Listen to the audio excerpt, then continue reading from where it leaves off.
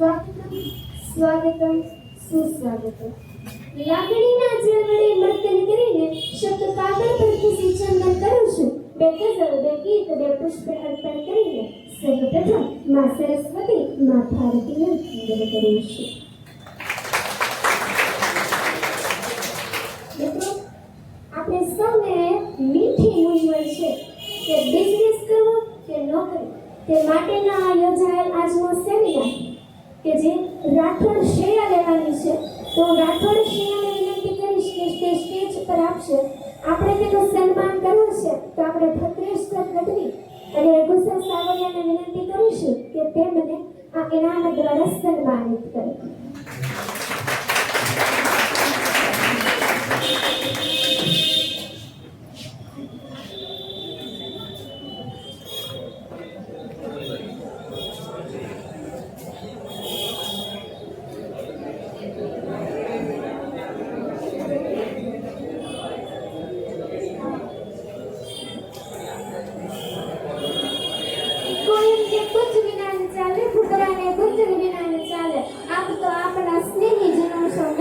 તમારી તાળીઓ વગર આ સેમિનારની શરૂઆત કઈ રીતે ચાલે?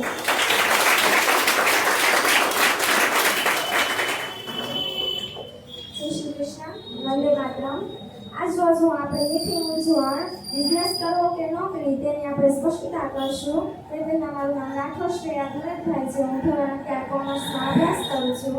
આજ રોજ હું તમારી આ મૂંઝવણને ઉકેલી શકું તેટલો ઉકેલવાનો પ્રયત્ન કરીશ. તો આપ લોકો મને સપોર્ટ આપજો. જ્યાં ન સમજાય ત્યાં મને પ્રશ્ન પૂછજો, મૂંઝાયા વગર.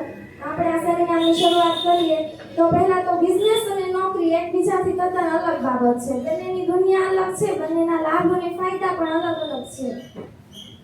તો આપણે અહીંયા અત્યારે બેઠેલા સમસ્ત વિદ્યાર્થીમાંથી આપણે પ્રશ્ન પૂછે કે તમારી સ્વાદિષ્ટ વાનગી કઈ છે, તો બધાનો જવાબ અલગ અલગ આવશે. કારણ કે તે વાનગીનો સ્પષ્ટતા શેના ઉપરથી થાય છે, તો પોતાના રસસ્વાદ ઉપરથી થાય છે.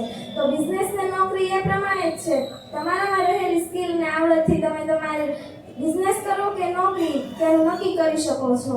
સૌપ્રથમ તો આપણે આ નિર્ણય લેવાનો ખૂબ જ અઘરો છે ગમે તે વ્યક્તિ માટે કે બિઝનેસ કરવો કે નોકરી. અને આ નિર્ણય ઝડપથી લઈ શકાતો નથી, તેના માટે વાર લાગે છે. આથી આપણે એ નિર્ણય લેવાનો છે કે જેનાથી આપણે ભવિષ્યમાં આપણને પછતાવો ન થાય. આપણા નિર્ણયનો આપણને ગર્વ થવો જોઈએ કે નહીં, મેં મારો નિર્ણય લીધો તો એ સાચો જ છે. હું નોકરી કરીશ તો મારા માટે બેસ્ટ છે, હું બિઝનેસ કરીશ તો મારા માટે બેસ્ટ છે.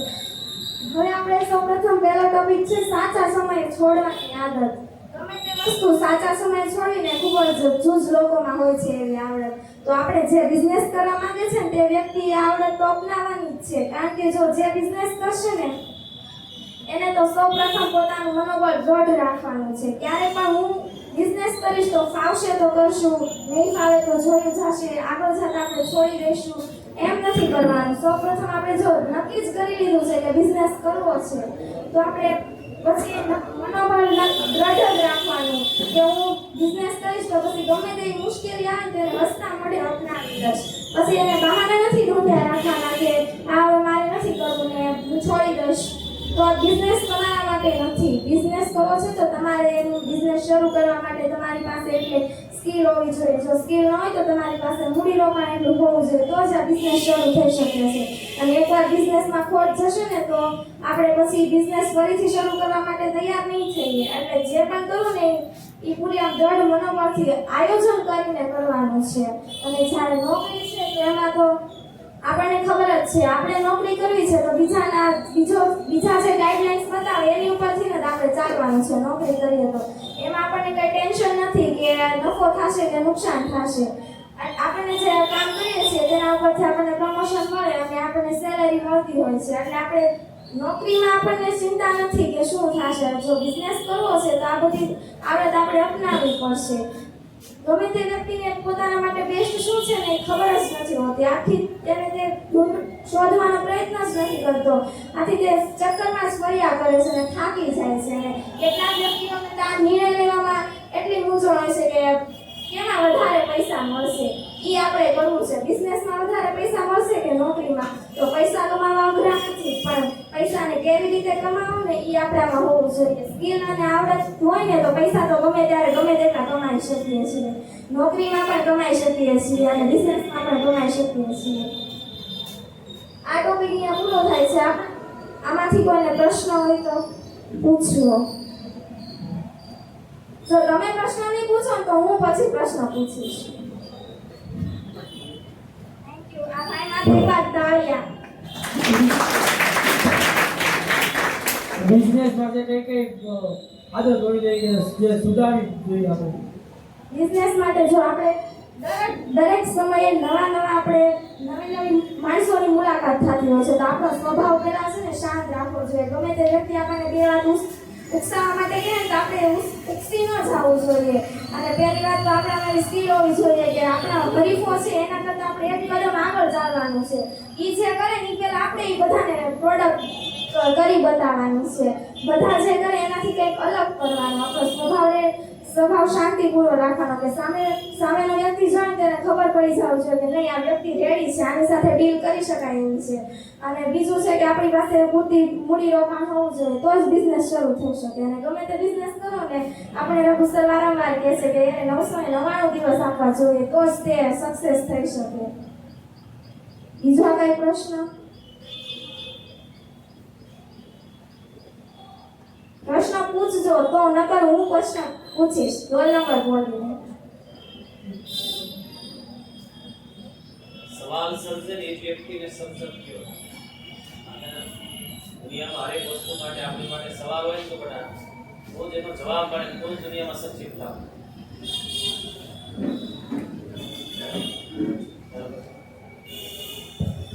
આપણે બિઝનેસમાં કેટલું રોકાણ હોવું જોઈએ શરૂઆતમાં આપણે જેવો બિઝનેસ કરીએ એ પ્રમાણે હોવું જોઈએ. આપણે કોઈ મોટો બિઝનેસ કરવા માંગીએ છીએ તો પછી મૂડી રોકાણ એ પ્રમાણે છે. આપણે નાની દુકાન જ કરવી છે તો તેની આપણી ખુદની બિઝનેસ કર્યો કહેવાય. અને મોટી કંપની ખોલવી છે તો એ આપણો બિઝનેસ જ કહેવાય. ખુદનો આપણો ધંધો છે. એટલે આપણે નાની બિઝનેસનું કદ નાનું છે તો આપણે ઓછું મૂડી રોકાણ જોશે. અને મોટી કંપની સ્થાપીએ તો પછી વધારે મૂડી રોકાણ જોશે. અને આપણે ભાગીદાર પણ કરવો પડશે. એટલા બધા પૈસા નહીં હોય તો. હવે આપણે આગળ વધીએ છીએ. સમયનું રિમોટ. તમારા સમયનું રિમોટ કોની હાથમાં તમારે રાખવું છે એ તો પહેલા તમારે નક્કી કરવાનું છે. તમારો સમય તમારે તમારા હાથમાં રાખવો છે કે પછી બીજાના હાથમાં રાખવો છે?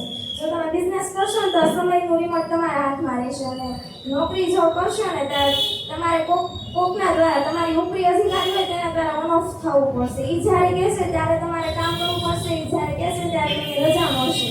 અને જ્યારે બિઝનેસમાં એવું નથી હોતું. બિઝનેસમાં તો તમે જ્યારે આવો તે તમારો બિઝનેસ ચાલુ થઈ જાય, જ્યારે તમે જાઓ ત્યારે બિઝનેસ બંધ થઈ જાય છે. અને તમારે કોઈની નીચે નથી રહેવું પડતું. અને જ્યારે નોકરી કરો ને તો એમાં તમારા ઉપરી અધિકારી જે બોસ હોય છે એની તમારે નીચે રહેવું પડે છે. એ કે નહીં તારે કાલે રક્ષાબંધન છે એટલે આવવાનું જ છે એટલે તમારે હાજર થવું જ પડે. અને બિઝનેસમાં એવું નથી હોતું. બિઝનેસમાં તો તમારા સમયનું રિમોટ તમારા હાથમાં હોય છે. તેમાં તમે સ્વતંત્ર છો. અને સમયનું રિમોટ તમારા હાથમાં હોય ને એટલે તમે તમારી બિઝનેસ સિવાયની અલગ પ્રવૃત્તિ જે તમારામાં રહેલી સ્કિલને તમે વિકસાવી શકો છો. આજે આપણે જોઈએ છીએ કે બધા બિઝનેસ છે ધંધો નોકરી તો કરે છે પણ અલગ સાઈડમાં પણ ધંધો કરતા હોય છે. ફેશન ડિઝાઇનનું બધું અલગ રીતે કરતા હોય છે સાઈડમાં. તો તમે નોકરી કરો છો ને એટલે નોકરી જે માણસ કરતો હોય એને પહેલાં તો એ જ ત્યાં ગાંઠ બંધાઈ ગઈ હોય કે હવે આપણે કાંઈ નથી કરવું, આપણે આમાં નોકરી થયેલી સ્કિલ છે ને આપણને પગાર તો મળે છે, હવે શું છે બીજું. તો એવી ધારણા નોકરી કરશો તો એવી ધારણા તમારે બંધાઈ જશે. બિઝનેસમાં તમારે બીજા કોઈ કે એમ નહીં, તમારે જ જવાબદારી ઉઠાવવી પડશે. સમયના રિમોટમાં તમે જે કરશો, તમે જે કરવા માંગો છો, તમે જે નિર્ણય લેશો એ જ અંતિમ હશે. અને નોકરીમાં એવું નથી હોતું. તમે જે નિર્ણય લેશો એ અંતિમ નથી હોતા. અને તમે જે સ્કિલ અપનાવવા માંગો છો, તમે કંઈક અલગ કરવા માંગો છો તો એ તમારું ક્યારેક સક્સેસ થાય પણ ન પણ થાય. ને બિઝનેસમાં તો તમે આ કરી જ શકો છો. ત્યાર પછીનો પોઈન્ટ છે પ્રગતિ. પ્રગતિ એ માનવ મનનો સ્વભાવ છે. કોને પ્રગતિ નથી ગમતી? બધાને અત્યારે પ્રગતિ ગમે છે. દરેક ક્ષેત્રમાં અત્યારે બધાને પ્રગતિ જ કરવી છે. અને જો આ પ્રગતિ ન કરવી હોત ને તો આજે આટલા માણસો આગળ ન હોત. આજે આપણે ભારત દેશ કેટલો આગળ વધી ગયો છે. આપણે જો પાછળનો ઇતિહાસ જાણીએ ને તો ભારત કેટલું પાછળ હતું પણ આ જે 20-25 વર્ષના તેને આગળ થઈ ગયું છે. કારણ કે માનવ છે એ ટેકનોલોજીમાં અપનાવે છે.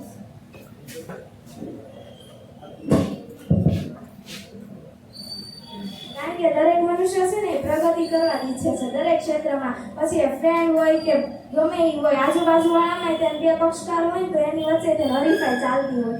એકાદા ટકાનો પોઈન્ટ તો ફેર એમ કે નહીં મારે તો વધારે ટકા છે તારા કરતા, મારે તો આમ છે. તમે જાણો છો 10માની બોર્ડમાં 1% હાટું પણ કેટલા એવોર્ડમાં આવતા રહી ગયા છે. 542 માર્ક્સ હોય તો એનો હેઠું આવી ગયો છે, તો 1 માર્ક્સનો એને કેટલો પછતાવો હશે. તો આ પ્રગતિ થઈ એને એમ થાય કે નહીં મેં 1 માર્ક્સ તો વધારે લખી દીધું હોત ને તો મારો એવોર્ડ આવી જાત, 50% ફી માફ થઈ જાત, સાયન્સ લેવું હોત કે કોમર્સ લેવું હોત. પણ આ 1 માર્ક્સની કેટલી એને વેલ્યુ દઈ આપણને સમજાય છે. અને આપણે ત્યાં વીકલી ટેસ્ટ કે ગમે એ હોય ને કાંઈ નહીં જવા દો ને, 1 જ માર્ક્સ છે, 2 જ માર્ક્સ છે, 25 તો આવી ગયા 30માંથી. પણ જ્યારે બોર્ડની એક્ઝામમાં જેને એવું થયું હોય ને એને તે જાણતો હોય એ માણસ કે કેટલી એને તકલીફ થઈ હોય 1 માર્ક્સ સાથે પણ. આ 2 પોઈન્ટમાં કોઈને પ્રશ્ન સમયનું રિમોટ અને પ્રગતિ બહેનોમાં તો કોઈ પ્રશ્ન પૂછો ને કે મને રોલ નંબર યાદ છે.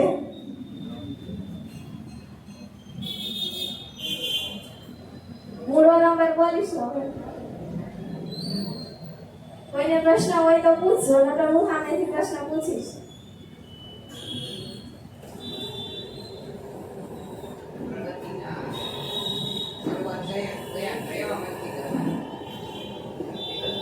પ્રગતિની શરૂઆત ક્યાંથી થાય? પ્રગતિ આપણે કયા ક્ષેત્રમાં કરવા ઈચ્છીએ છીએ? પણ કયા ક્ષેત્રમાં તમારે પ્રગતિ કરવી છે? નોકરીમાં કરવી છે, બિઝનેસમાં પ્રગતિ કરવી છે ને તો એ ટૂંકા સમયગાળામાં પ્રગતિ ન થાય. લાંબા સમયગાળો હોય ને, લાંબો સમય જ્યારે વીતે તમારી પ્રોડક્ટ છે એ બજારમાં આવે, લોકોને ગમે પછી પ્રગતિ ચાલુ થાય. ડાયરેક્ટ તમે નવી કંપની ખોલી હોય તો તમારી પ્રોડક્ટ કોઈ અપનાવે નહીં, પહેલાં તો એને બધા લોકો જાણે કે આ કેવી છે વપરાશમાં, તો પછી પ્રગતિ ચાલુ થાય. અને આપણી પ્રોડક્ટ એવી જનતામાં રજૂ કરવાની કે સામે ગમી જાય બધાને. જે રિલાયન્સ ને બધી કંપની છે એ ડાયરેક્ટ કંઈ ઉપર નથી આવી, એ લોકોને તેના ટોપ લેવલમાં આવતા વાર લાગે છે. ડાયરેક્ટ તો આ પ્રગતિ મળી જાય એ પણ શક્ય જ નથી.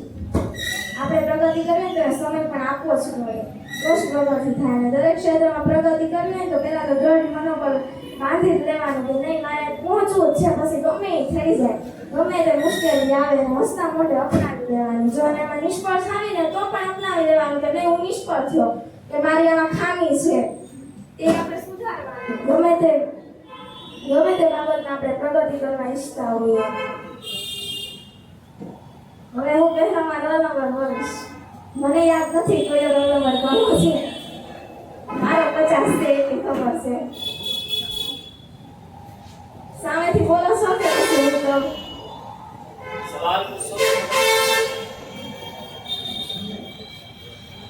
मेरा टॉपिक क्या है तो आपने सवाल चाहिए ना काम એટલા સવાલ પૂછે પછી વધારવાનો છે. હવે આપણે જોઈએ છીએ આગળ કામ કરવાની સ્વતંત્રતા. કામ કરવાની સ્વતંત્રતા છે ને આપણે પહેલેથી આપણે જો કોઈ ગમે તે કોક આપણને ખીજાતા હોઈએ ને તો આપણને સારું ન લાગતું હોય, આપણને ગમતું ન હોય કે કોક આપણને ખીજાઈ જાય, તો પછી નોકરી કરવી હોય તો પછી આપણા ઉપરી અધિકારી કારણ આપણું કામ વ્યવસ્થિત ન થયું હોય તો ખીજાય પણ, અને તે સાંભળવાની આપણામાં સહનશક્તિ હોવી જોઈએ. અને જો તમારા સહનશક્તિ ન હોય ને પછી નોકરી કરતા હોય ને બોસ ક્યારેક ખીજાઈ જાય પછી આપણે એમ કઈ ન જવા દે કાલે તાર નોકરી હું જાઉં છું એમ ન કહેવાય અહીંયા. તો પછી આપણી જ તેમ ખોટ જાય. અને જે વ્યક્તિ એક જ નોકરી કરતો હોય અને સાઈડમાં બીજી કઈ ઇન્કમ ન હોય તો પછી એને તો કેટલો લોસ જવાનો કે એક નોકરી વહી જાય પછી બીજી નોકરી મળતા વાર લાગે. કે નોકરી થોડી એક દિવસે ને એક દિવસે બધાને મળી જાય છે, કેટલી વાર લાગે છે.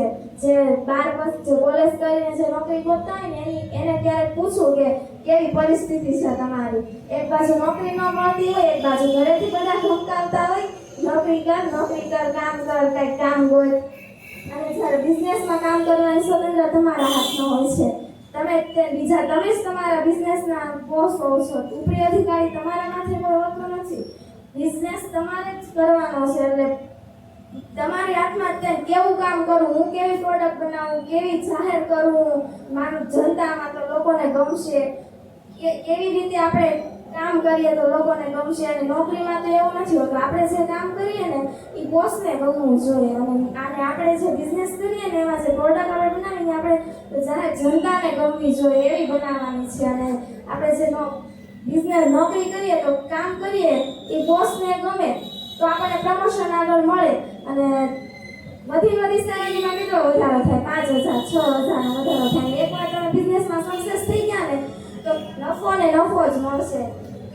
એકવાર તમારી પ્રોડક્ટ જો ગમી ગઈ ને જનતામાં તો તમારે લાઈફ આમ સેટ થઈ જશે આખી. એટલો તમને નફો મળશે. એકવાર તમને આ એક સ્વતંત્રતા કામ કરવાની જેમાં તમે તમારી ઈચ્છા મુજબ તમારી પ્રોડક્ટ બનાવી શકો. તમારે જેવું ઈચ્છો છો, તમારા જેવા વિચારો છે કે મારે અત્યારથી જ તેને આપણે વિચારીએ કે મારે આવું કરવું છે આવું કરવું છે. પછી તમને આગળ જતા નોકરી કરીએ તો પછી આપણે એ બધા વિચારોને આપણે પડતા મૂકવા જોઈએ કે મેં કેવું વિચાર્યું છું કે હું 12 પછી કોલેજ પછી આ બિઝનેસ કરીશ, આવી પ્રોડક્ટ બનાવીશ.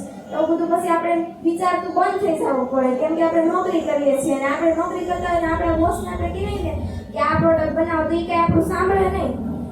એને જે કરવું એ જ કરે કેમ કે આપણા ઉપરી અધિકારી એ છે. આપણે નથી ઉપરી અધિકારી. આપણે તો બસ ખાલી એને કામ કરીને આપવાનું છે. એને ગમવું જોઈએ આપણે તો જ પ્રમોશન આપણને મળે. અને બિઝનેસમાં તો એવું કંઈ હોતું જ નથી. આપણે જે ઈચ્છીએ છીએ જેવું આપણે કરવા માંગીએ છીએ એવું આપણે કરી શકીએ. અને બિઝનેસ એક એવી વસ્તુ છે ને કે જેમાં આપણે જિંદગી કેવી જીવી અને કઈ પ્રકારની જીવીને આપણે ખુદ નક્કી કરી શકીએ છીએ. અને જ્યારે નોકરી છે એ પણ એવી ફાયદાજનક જ છે. નોકરીમાં કેવું હોય કે જો તમારે 50,000નો પગાર હોય તો આપણે 20,000 જે ઘર ખર્ચામાં નાખીએ તો 20,000થી આપણે આનંદદાયક જિંદગી જીવી શકીએ. અને બિઝનેસમાં તો તમારે બધું ક્ષણે નવા અનુભવ કરાવે તમને બિઝનેસ. અને અનુભવ જ્ઞાન છે ને એ તો ખૂબ જ મહત્વનું છે. આમ કહેવાય છે ને અનુભવથી શીખેલું ક્યારેય પણ વ્યર્થ નથી જતું. જ્યારે આપણે 12મા 10માની બોર્ડમાં હતા ત્યારે નવું ભણતા ત્યારે કહેતા કે આવતા વર્ષે તમારે બોર્ડ છે તો એ આપણને ખબર ન પડતી કે બોર્ડ એટલે શું. અને જ્યારે બોર્ડ આવી ગઈ ને હવે 12મામાં આપણને ખબર પડી જાય કે ના બોર્ડ એટલે આવી હો ભાઈ હું કાઢી દે. એટલે આપણે 12મામાં સ્ટાર્ટિંગથી જ તે બધું સાથે પાકું કરવા મળ્યું. આમાં કોઈ પ્રશ્ન?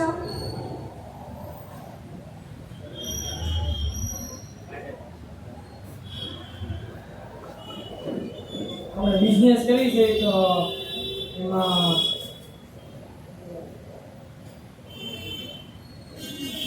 જ્યાં કર્મચારીને સંભાળવો જોઈએ આમ ભૂલ થઈ હોય તો કઈ રીતે સંભાળવી જોઈએ? આપણે એને પ્રેમથી ડાયરેક્ટ એને ઘુસકાવા ન પડે કે ત્યાં આમ કર્યું કાલથી તું ન આવ્યો. કારણ કે આપણે જેટલી કર્મચારીને નોકરીની જરૂર હોય એટલી આપણે ત્યાં કર્મચારીની જરૂર હોય. એનો જો જરૂર હોય તો જ ત્યાં બિઝનેસ હાલે, નકર ન હાલે. આપણે જેટલી એની જરૂર હોય એટલી આપણને એને પણ આપી હોય. કોક વાર એનાથી ભૂલ થઈ ગઈ હોય, આપણથી પણ ભૂલ થાય. અને એ પણ માણસ જ છે એટલે એનાથી ને ભૂલ થાય જ છે. એટલે આપણે જ્યારે ભૂલ થઈ હોય ને ત્યારે એને આમ જોરથી આમ કટાક્ષ ભર્યા શબ્દોથી નહીં કહેવાનું પણ એને એમ લાગવું જોઈએ કે નહીં મને કંઈ કીધું પણ મને ખોટું ન લાગ્યું એમ. એને અંદરથી ખોટું ન લાગવું જોઈએ કે મને ખીજાઈ ગયા એમ. એ રીતે આપણે સ્વભાવ રાખવાનો. ધીરજથી કહેવાનું કે ભાઈ તારી આમાં ભૂલ થઈ ગઈ છે, આગળથી તું ધ્યાન રાખજે. સ્વભાવ હંમેશા છે ને નિર્મળ રાખવાનો. સામેના વ્યક્તિને ગમી જવો છે. હવે આગળ છે રિસ્ક ફેક્ટર. રિસ્ક ફેક્ટર એ છે ને એક વિદ્યાર્થીને પૂછવામાં આવ્યું કે રિસ્ક ફેક્ટર એટલે શું. એણે કીધું કે નવો બિઝનેસ ચાલુ કરવી ને એટલે રિસ્ક છે. અને જ્યારે ઉદ્યોગપતિને પૂછવામાં આવ્યું ને ત્યારે એણે એમ કીધું કે જ્યારે ગમે તે વ્યક્તિ એક નોકરી કરતો એક જ સાઈડથી ઇન્કમ આવતી હોય ને એને માટે એ ખૂબ જ મોટું જોખમ કહેવાય. એક જ બાજુથી ઇન્કમ આવે ને ક્યારેક બંધ થઈ ગઈ હોય તો એની આખી જે સાયકલ હોય ઘરની રોલિંગ હોય બધું વિખાઈ જાય. આપણે જાણીએ છીએ કોરોનામાં અચાનક મોદી સરે લોકડાઉન કરી દીધું તો ઘણા બસ બંધ કરી દીધી. બધા લોકો ચાલીને ગામડે જતા હતા. અને કેટલા જે બસવાળા છે એ લોકોએ તો ભાડા વધારી દીધા હતા. માણસ દીઠ ભાડું કરી નાખ્યું હતું. અને માણસ દીઠ ભાડું કરી નાખ્યું ત્યારે ધંધા બંધ થઈ ગયા હતા. અને જ્યારે ગરીબ વ્યક્તિ છે ને એની પરિસ્થિતિ કેવી થઈ છે ને એ તો એને જ ખબર છે. આપણે તો થોડાક મિડલ ક્લાસમાં આવીએ છીએ, આપણને ખબર છે. ક્યારેક છે ને આપણે પુલ નીચે સૂતા હોય ને એને પણ જાણવાની જરૂર છે. આપણે રોજ અત્યારે ભોળાનાથના મંદિરે જઈને દૂધ ચડાવીએ છીએ, ને ફૂલ ને બધું અર્પણ કરીએ છીએ કેટલાક પૈસામાં, તો ભગવાન નથી કહેતા કે મને દૂધ ચડાવો એમ. પણ દૂધને બદલે જો એ ફૂલ નીચે સૂતેલા બાળકને દૂધનો કળશો પીવડાવી દેવી તો ભગવાન આપણને એનાથી 5 ગણા ફૂલ આપે છે. ભગવાન નથી કહેતા કે મને તમે દૂધને પૈસાના ફૂલ ખરીદીને ચડાવો, પણ એના પૈસાને આપણે જો કપડાં ખરીદીને એને આપી દઈશું ને તો એને ઠંડીમાં ને બધામાં રક્ષણ આપશે. એનો જેટલો આત્મા થશે ને એટલો તમને પૂર્ણ આપશે. રિસ્ક ફેક્ટર ઉપર આપણે હતા તો બિઝનેસમાં છે ને રિસ્ક વધારે હોય છે, કેમ કે ક્ષણે ક્ષણે તમારે તમારા પક્ષકારોને મળવાનું હોય છે. ક્ષણે પક્ષકારો હોય છે, નવી મુલાકાત થતી હોય છે. જો કંપનીનો જે સેક્રેટરી હોય છે એને તો કેટલી બધી શેર હોલ્ડર હોય છે, બધાને મળવાનું હોય છે, બધાને જવાબ આપવાના હોય છે. તો કેટલાક નિર્ણયને તરત જ લેવા પડે છે અને કેટલાક વાર લાગે તો ચાલે, અને એમાં મગજને સ્ટ્રેચ વધારે આપવું પડે છે બિઝનેસમાં. અને જ્યારે નોકરી કરીએ ને તો તમારે એમાં કંઈ રિસ્ક લેવા જેવું નથી હોતું. એમાં ઉપરી અધિકારી હોય એને જ રિસ્ક લેવાનો હોય. તમે જે નિર્ણય લો એ તમારો અંતિમ નિર્ણય ન હોય, કે તમારા ઉપરી અધિકારી હોય ને એ પહેલા જોવે કે આ કેવો પ્રકારનો નિર્ણય લે છે, પછી જ તેને એને અપનાવે. અને જ્યારે બિઝનેસ કરો તો તમારે જ તમે જ તેનો અંતિમ નિર્ણય હોય. તમે જે નિર્ણય લો એ જ તેનો અંતિમ, પછી એમાં કંઈ ફેરફાર ન થાય. પછી ક્યાંક આગળ જતાં આપણને પછતાવો થાય ને ક્યારેક ગડબડ થાય કે નહીં સારું કર્યું કે આ નિર્ણય આપણે અપનાવ્યો, નકર જો બીજો નિર્ણય આપણે અપનાવ્યો ને તો આપણી કંપની ખોટમાં જાત. એટલે બિઝનેસમાં જે રિસ્ક ફેક્ટર છે ને વધારે હોય છે અને નોકરીમાં હોતું નથી. તો જેને રિસ્ક લેવાનો જુસ્સો હોય કે નહીં મારે રિસ્ક લેવું જ છે અને જેનામાં હિંમત હોય એના માટે બિઝનેસ એ શ્રેષ્ઠ વિકલ્પ બની શકે છે. અને જે જોખમ ઉઠાવી શકતા નથી તેના માટે નોકરી આરામદાયક છે. નોકરી કરીને આપણે જે સેલરી થાય છે એમાંથી આપણે સારી એવી ઇન્કમ મળતી હોય તો પછી નોકરી એ શ્રેષ્ઠ વિકલ્પ બની શકે છે. જેને આ બિઝનેસ કરવાનો જુસ્સો હોય એના જ માટે રિસ્ક છે એ બિઝનેસમાં વધારે હોય છે. જ્યારે તમે પ્રોડક્ટ જ્યારે બહાર લોન્ચ કરો ને ત્યારે તમારી પાસે કેટલા રિસ્ક હોય છે કે ગમશે કે નહીં ગમે, આપણા હરીફો છે આપણે આ પ્રોડક્ટમાં ગમે તે ખામી કાઢશે તો એનો હું જવાબ દઈશ, મીડિયાવાળાનો હું જવાબ દઈશ. એ બધા રિસ્ક છે ને બિઝનેસમાં વધારે હોય છે. અને જ્યારે નોકરીમાં એવું હોતું નથી. આપણને એકવાર નોકરી મળી જાય ને એટલે બસ આપણે પછી એમાં તે કામ કર્યા કરવાનું. મેં કીધું ને નોકરી કરીને એટલે પછી માણસની વિચારધારા એવી બની છે નોકરી તો મળે છે, પગાર તો છે, હવે બીજું શું કરવું, બીજું એને કરવાની કંઈ આમ અંદરથી થાય જ નહીં કે હું અંદર આ કરું એમ. બીજું નોકરી કરતા હોય ને એમ ને બિઝનેસ કરતા હોય ને એમ ન હોય. સામેવાળાનું ક્યાંક જે બિઝનેસ કરતા હોય ને માણસની નજર બધે હોય કે સામેવાળા કેવું કરે છે, હું એનાથી બેટર કરું, મારા હરીફો શું કરે છે, હું એનાથી જે હરીફ વિચારતા હોય ને એના કરતાં પણ એ જ્યારે જે વિચાર કરે તે આપણી પ્રોડક્ટ બની જવી જોઈએ. બિઝનેસ કરતા હોય ને એનું માઇન્ડસેટ એવું હોવું જોઈએ કે હું આમાં ફાવીશ જ તેમ. પછી નબળા બની જાય કે હવે મારે નથી કરવું, મારથી નહીં થાય, તો પછી એ કંઈ કામનું નથી. હવે આ જે રિસ્ક ફેક્ટર છે તેના પર પ્રશ્ન હોય તો પૂછી શકો. છોકરીમાંથી કોઈ પૂછો બિઝનેસમાં કેવું રિસ્ક હોય એ બાબતે થોડુંક વિચારો સમજતા શીખો. આમ ઉપરથી જાય એવું મને લાગે છે. થોડુંક અંદર ઉતારો, મગજમાં ઉતારો શું કહેવા માંગે છે તે સમજો, ધ્યાન ત્યાં કેન્દ્રિત કરો. સમજાય તો છે ને પહેલા તો નથી સમજાતું માટે ના તો બોલો. સમજવાની આમ વધારે કોશિશ કરો એમ. જીવનમાં કોઈ પણ ક્ષેત્રમાં કે કોઈ પણ કાર્યમાં અસંતોષ રહેતો હોય તો બિઝનેસ કરે કે નોકરી. અસંતોષ રહેતો હોય તો પહેલા તો એ જાણવું પડે કે આપણે જો ઇન્કમની બાબતમાં અસંતોષ રહે છે, આપણે બિઝનેસ નવો સ્ટાર્ટ કર્યો છે તો આપણી પાસે તો એક તો સામાન્ય વાત છે કે બિઝનેસ માટે આપણે પૈસા હોતા નથી. આપણે બહારથી લાવીને પણ બિઝનેસ શરૂ કરીએ અને પછી બિઝનેસ શરૂ કરીએ તો એમાં જો ખોટ જ નોકરી જાતી હોય ને આપણે બીજાને જે પૈસા દેવાના બાકી હોય એ પણ ન નીકળતા અને આપણી ઇન્કમની ન આવતી હોય તો પછી એક અસંતોષ ઊભો થાય. તો પછી આપણે છે ને એ બિઝનેસને પડતો જ મૂકી દેવાય, નોકરી જ કરાય. કેમ કે એમાં આપણને મહિને જો આપણે કામ કરવી તો મહિને આપણને સેલરી તો મળશે કે નહીં. અસંતોષ છે જે આપણે એ પૂરો થઈ જશે ગમે એ બાબતમાં. આપણે ઘરે જે કંકાસ હશે તે પૂરો થઈ જશે. હવે હું બહેનોમાં રોલ નંબર બોલીશ. 32 ભાઈઓમાં છે. રૂહી માટે જોરદાર તાળીઓ. બહેનોમાં પહેલી વાર એને પૂછો. સફળ થવા માટે વતન છોડવું પડે. છોડવું પડે, બધું છોડવું પડે. વતન છોડવું પડે, માતા પિતા છોડવા પડે. તમારે સફળ થવું છે ને પછી માતા પિતા હારે જ રહેવું છે તો પછી તો બે તો ન જ થાય. ગમે એ વ્યક્તિ બધું તો ન જ કરી શકે. ગમે તે એક વસ્તુ જ કરી શકે. સફળ થવું હોય તમારે, તમે જ્યાં રહેતા હો ત્યાં તમે જે કરવા માંગો છો એ તમે જ્યાં રહેતા હોય એ વતનમાં જ તમે સફળ થઈ શકો તો પછી વતન છોડવાની જરૂર નથી. અને તમે જ્યાં રહ્યો છો તે તમારો જે બિઝનેસ કે નોકરી કરવા માંગો છો તે ત્યાં સફળ ન થઈ શકે એમ હોય તો પછી તમારે જ્યાં જે સફળ થઈ શકે એવી જગ્યા હોય ત્યાં તમારે જવું પડે, સેટ થવું પડે. બિઝનેસ કે નોકરીમાં કેવા કેવા પ્રકારના રિસ્ક રહેલા છે?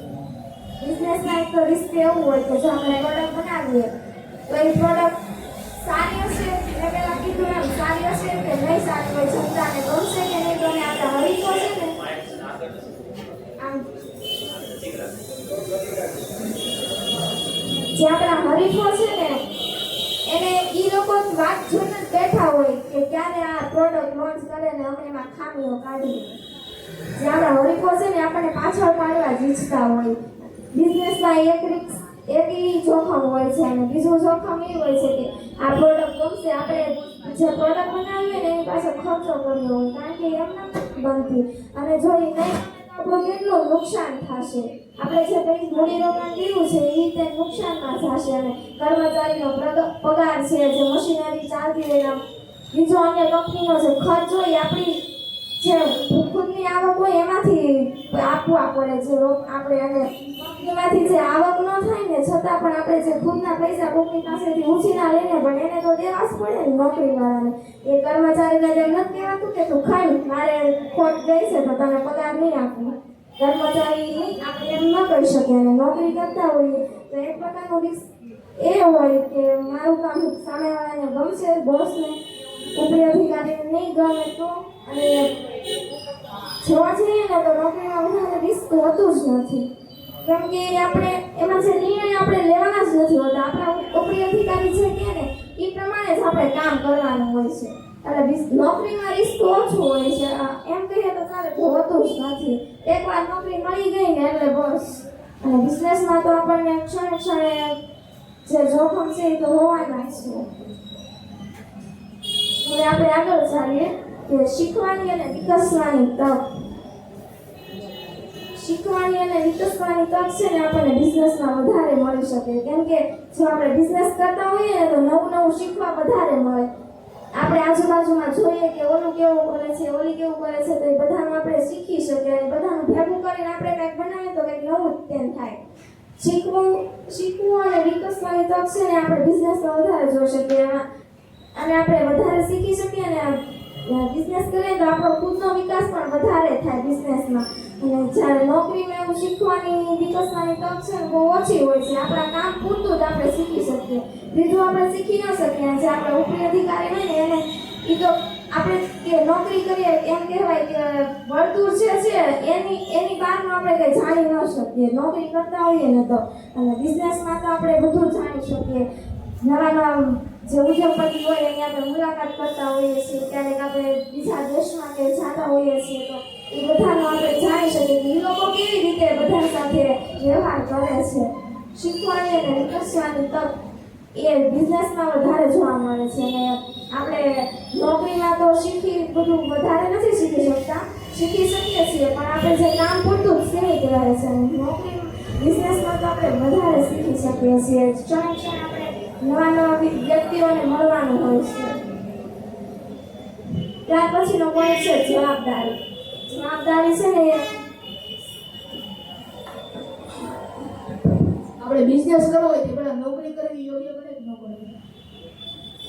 હા, યોગ્ય ગણાય. જો તમે બિઝનેસ કરવા ઈચ્છો છો તો પહેલા નોકરી કરી તમે જે બિઝનેસ કરવા ઈચ્છો છો એનું જ્ઞાન પહેલા મેળવી શકીએ કે જે તમે બિઝનેસ સ્થાપવા માંગો છો એ પ્રકારની કોઈ બિઝનેસ હોય એમાં તમે નોકરી કરો તો તમને જે ઉપરી અધિકારીને ખબર પડે તમને કે એ લોકો કઈ રીતે બધા નિર્ણય લે છે, કેવી રીતે કંપની હકાવે છે, કર્મચારી સાથે કેવો વ્યવહાર કરે છે, કેવી રીતે એનો લોસ જાય તો એ સેટલ કરી લે છે બધું. એટલે નોકરી કરીને પણ બિઝનેસ કરી શકાય. પણ મેં કીધું નોકરી કરીને પછી આપણે માણસનું તો એમ જ થઈ જાય કે હવે કાંઈ નથી કરવું બીજું. પગાર તો મળે છે ને અમુક માણસોમાં જ તેમ થોડાક માણસોમાં જેવું હોય કે નહીં હું નોકરી કરું છું પણ મારે સાઈડમાં બીજું પણ કંઈક કરવું છે, મારે પોતાની ઓળખ બનાવવી છે. નોકરી કરતા હોય ને એને એવું કંઈ ન એને એમ જ થાય મને મારી સેલેરી મળી જશે મારી જિંદગી તો આરામદાયક જાય છે તો પછી મારે બીજું શું કામ શીખવું. આપણે તમે મને કીધું કે આપણે બિઝનેસ કરવો તો આપણે બધું શીખીએ તો બહારથી તો કોઈ આપણને કોઈ બિઝનેસ વાળા જેમ ઉદ્યોગપતિ થોડાક આપણને કહી શકે કે એની સિક્રેટ થોડાક બતાવી શકે. સિક્રેટ ન બતાવી શકે પણ આપણે જે જ્યાં જાતા હોઈએ કોઈની સાથે વ્યવહાર કરતા એ બધું શીખી તો શકીએ ને એના હાવભાવ ઉપરથી કે એ લોકો કેવો વ્યવહાર કરે છે. સિક્રેટ તો કોઈ ન બતાવે. તમે હો તો તમારું સિક્રેટ કોઈને બતાવી દો બિઝનેસ કરતા હોઈએ તો.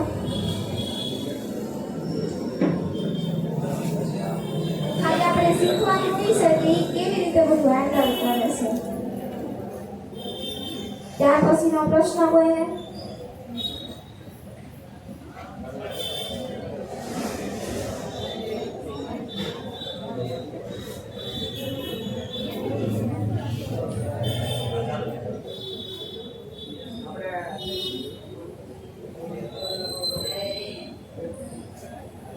તમે કીધું એમ કે આપણે ગમે બિઝનેસ કરીએ તો એમાં 999 દિવસ આપવા પડે.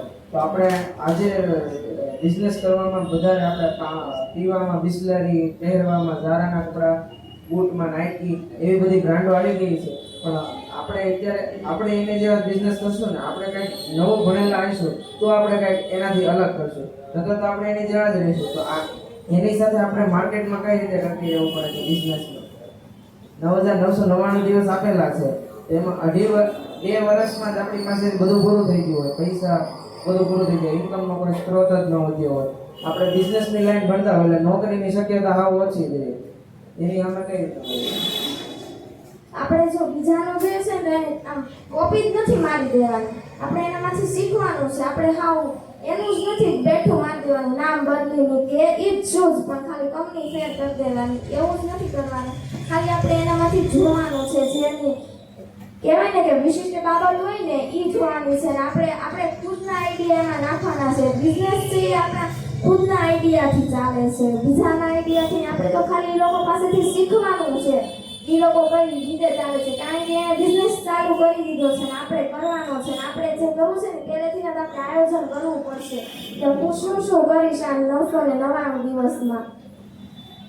જો આપણે પહેલેથી જ નક્કી કરશું ને તો આપણને ખબર પડશે કે નહીં મારે આ કરવાનું છે. ખોટ જશે તો મારે શું કરવાનું છે, નફો મળશે તો હું શું કરીશ, નફો મળશે તો હું શું કરીશ. અને તમે કીધું એમ કે એ લોકો જે બનાવે છે એવું આપણે બનાવી દઈએ તો આપણી કંપની ન ચાલે કારણ કે એ સફળ થઈ ગઈ છે. આપણે હજી નવા છીએ એટલે આપણે એના કરતાં કંઈક અલગ કરવાનું છે. એ લોકો જ્યારે આવ્યા હશે ત્યારે પણ એને તો 3-4 વર્ષ છે એને ત્યારે ખોટ તો ગઈ જ હશે ને.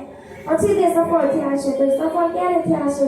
એડવાઇસ જે ટીવીમાં છે જાહેરાતો આપીએ છે, પોસ્ટર છપાવ્યા હશે, જે કોકને સેમ્પલ આપ્યા હશે યુઝ કરવા, ત્યારે કોઈ 2 વ્યક્તિને ખબર પડે, 2-4 ને 2-4 ને કે એ રીતે ખબર પડે. આપણે આપણી પ્રોડક્ટ બધા કરતાં અલગ બનાવવાની છે. સેમ ટુ સેમ એવી જ નથી બનાવી દેવાની, કંઈક અલગ કરવાનું છે. અને અલગ કરવાના આઈડિયા પાછા આપણામાં હોવા જોઈએ કે કેવી રીતે કરવું છે અલગ. અને આપણે પહેલેથી જ તે નક્કી કરી લેવાનું કે આ કરવાનું છે, આ આમાં આવશે શૂઝમાં ને કપડામાં છે. કોઈ પણ ધંધો કરે ને પહેલા 20 ફેક્ટર પહેલા નક્કી થાય.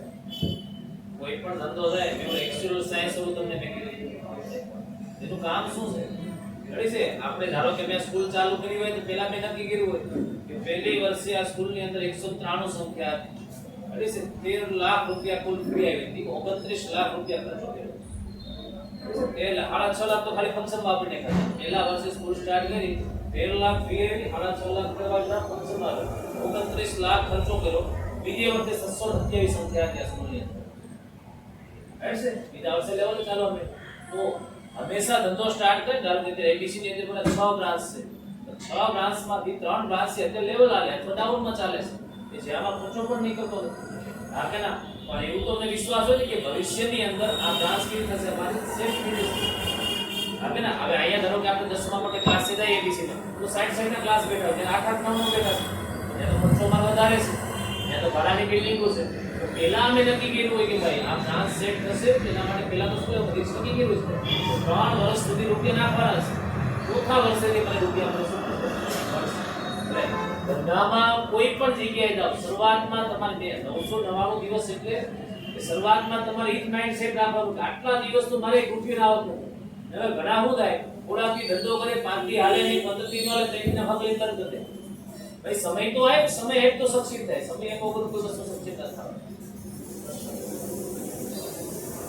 નોકરીની હારે હારે આપણે કયા સારી ઇન્કમ ક્રિએટ કરી શકીએ નોકરીની આરે તો પહેલા આપણે નોકરીનો સમય જાણવો જોઈએ કે આપણે નોકરી કેટલી કલાકની છે અને હું જે બીજી સાઈડમાં ઇન્કમ કરી શકું છું તો એમાં મારે કેટલો ટાઈમ આપવો પડશે નોકરી મારે કેવા પ્રકારની છે જો હાઈ લેવલની નોકરી હોય તો તેમાં કામ પણ વધારે હોય ને નોકરી કરીએ તે પણ કરવું પડે અને ઘરે પણ કરવું પડે વધારાનું કામ તો બીજી ઇન્કમમાં પણ કંઈ એમ તો નહીં મળે તો એના માટે આપણે કામ તો કરવું જ પડશે તો પહેલાં એ ખબર હોવી જોઈએ કે પહેલા નોકરી કરું તો કેવી હું નોકરી કરું કે 2 નોકરી કરું અને મને હારે 2નું કામ હું કરી શકું અને એ સારી ઇન્કમ પણ મને મળી શકે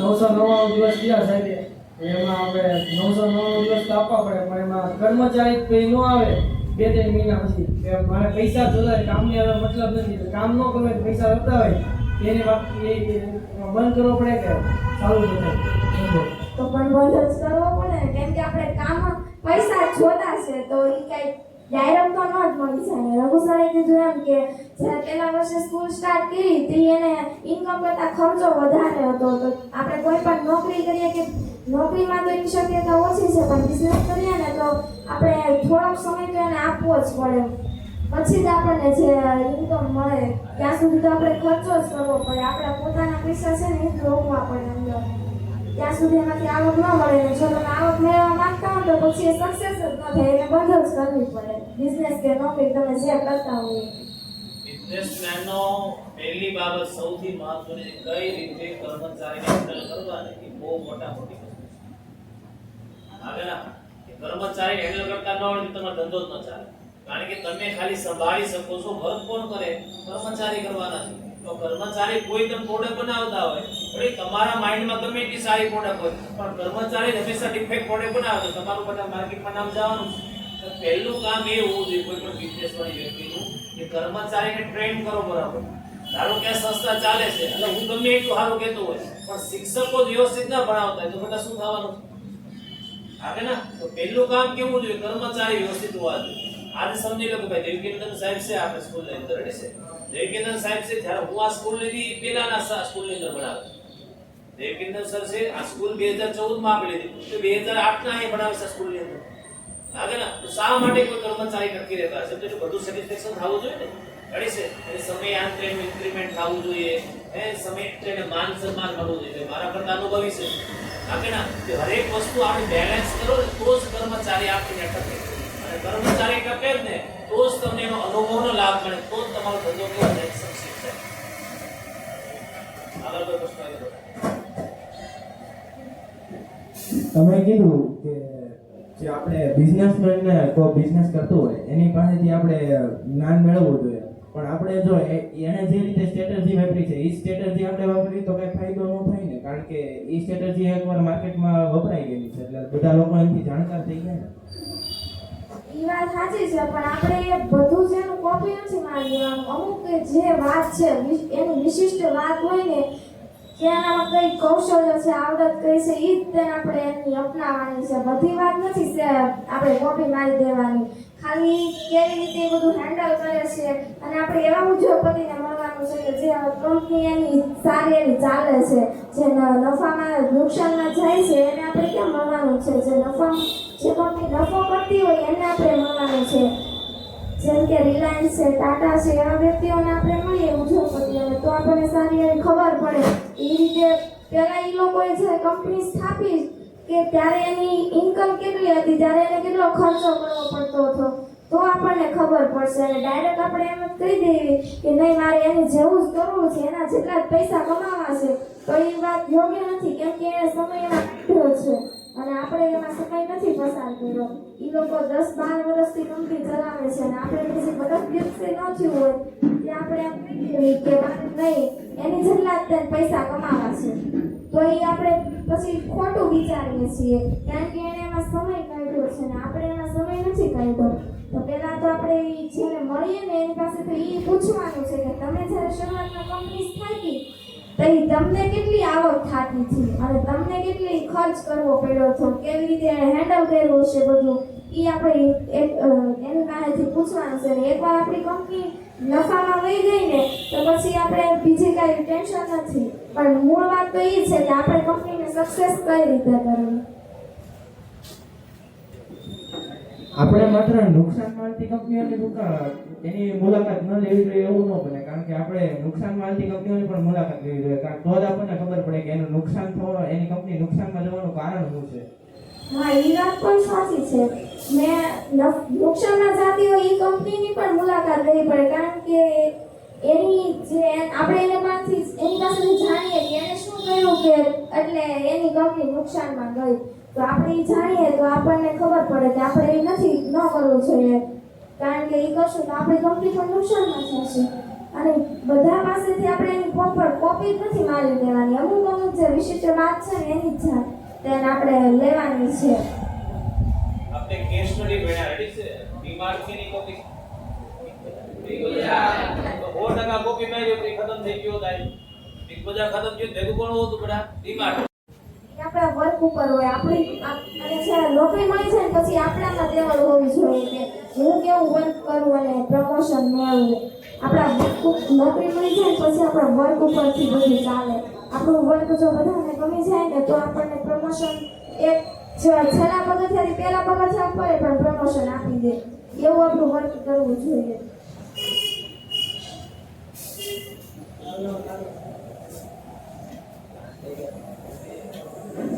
હું કોઈ જગ્યાએ નોકરી કરું છું રેડી, તો નાથી મને નાખીને કંપની ઉઠી ગઈ તો ત્યારે શું કરવું જોઈએ મારે?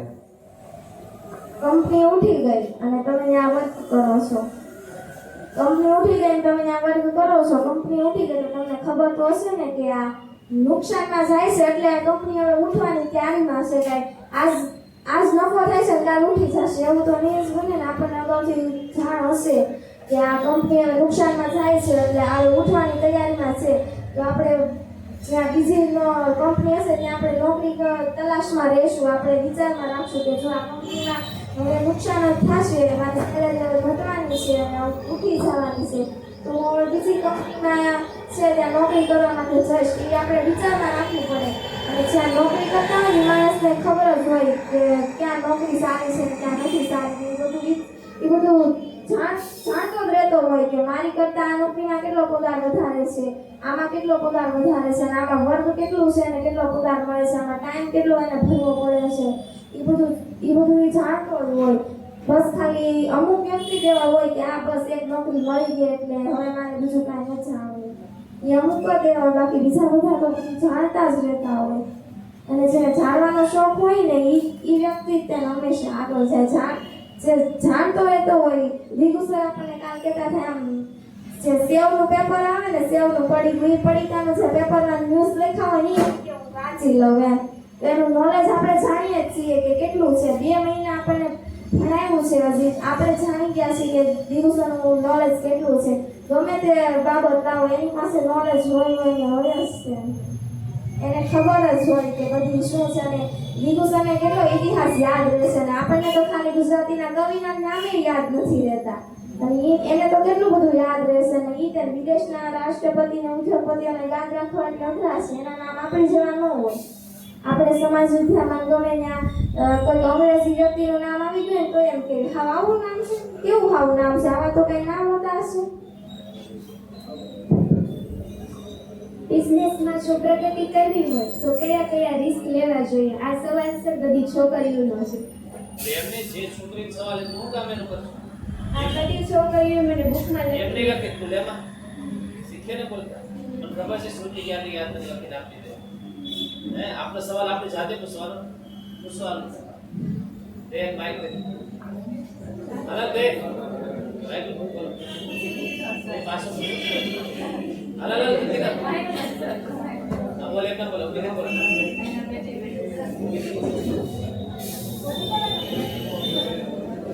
બોલો બોલો બતાવો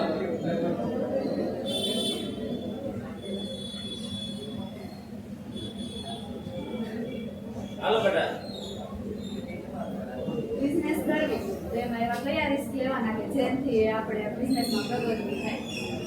બિઝનેસ કરીએ ને તો પહેલા તો જે આપણે રિસ્ક એવા લેવા જોઈએ કે આપણે પ્રોડક્ટ બનાવીએ છીએ હે ગમે તે વ્યક્તિ પેન્સિલ પેન ગમે એની કંપની સાથે છીએ તો આપણી પ્રોડક્ટને સામેવાળા ગમવી જોઈએ એક એ રિસ્ક છે આપણે અને આપણે જે મૂડીરોકાણ કરીએ છીએ અને જો કંપની ખોટમાં જશે તો જે મૂડીરોકાણ છે આપણું નુકસાન થશે તો જે કર્મચારીને બધાને પગાર આપવો પડશે એની આપવાની આપણામાં જે કહેવાય કે ટેલેન્ટ હોવું જોઈએ કે એની પૈસા આપણી પાસે પડ્યા હોવા જોઈએ પછી મહિનો પૂરો થઈ જાય અને કર્મચારીને એમ થોડું કહેવા બેહાય કે ખોટ ગઈ છે કે હવે હું પગાર નહીં આપું એને તો પગાર આપણે આપવો જ પડશે એ બે રિસ્ક એ થયા અને ત્રીજો રિસ્ક એ છે કે આપણે હરીફો છે આપણે એવી પ્રોડક્ટ બનાવવાની છે કે એ લોકો એમાં ગમે તેટલી કોશિશ કરે ને તો તેને એમાં ખામી કાઢી જ ન શકે એવી પ્રોડક્ટ આપણે બનાવવાની છે કેમ કે આપણે એકવાર જે પ્રોડક્ટ આપણે લોન્ચ કરી દીધી ને તો પછી આપણે નીચે પાડવાવાળા ઘણા બધા હશે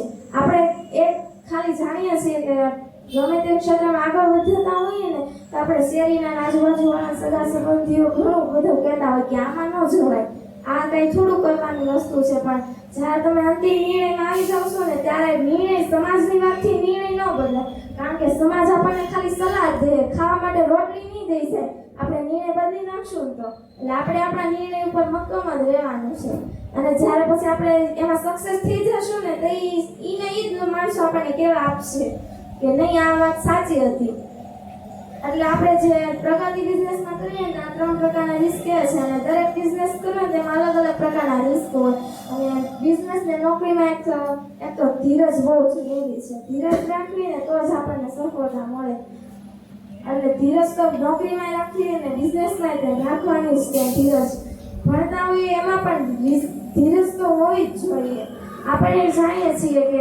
એક સવાલ પાકો કરતા હોય ને પછી પાકો ન થાય ને પછી એમ કે નથી કરવા આ નથી થતો પાકો પણ ધીરજ રાખવાની જે ન થાય એને 3 થી 4 વાર વાંચવાનું એટલે થઈ જ જાય પાકો એવરીથિંગ ઇઝ પોસિબલ શું ન થાય કાળા માથાનો માનવી ધારે તે કરી શકે છે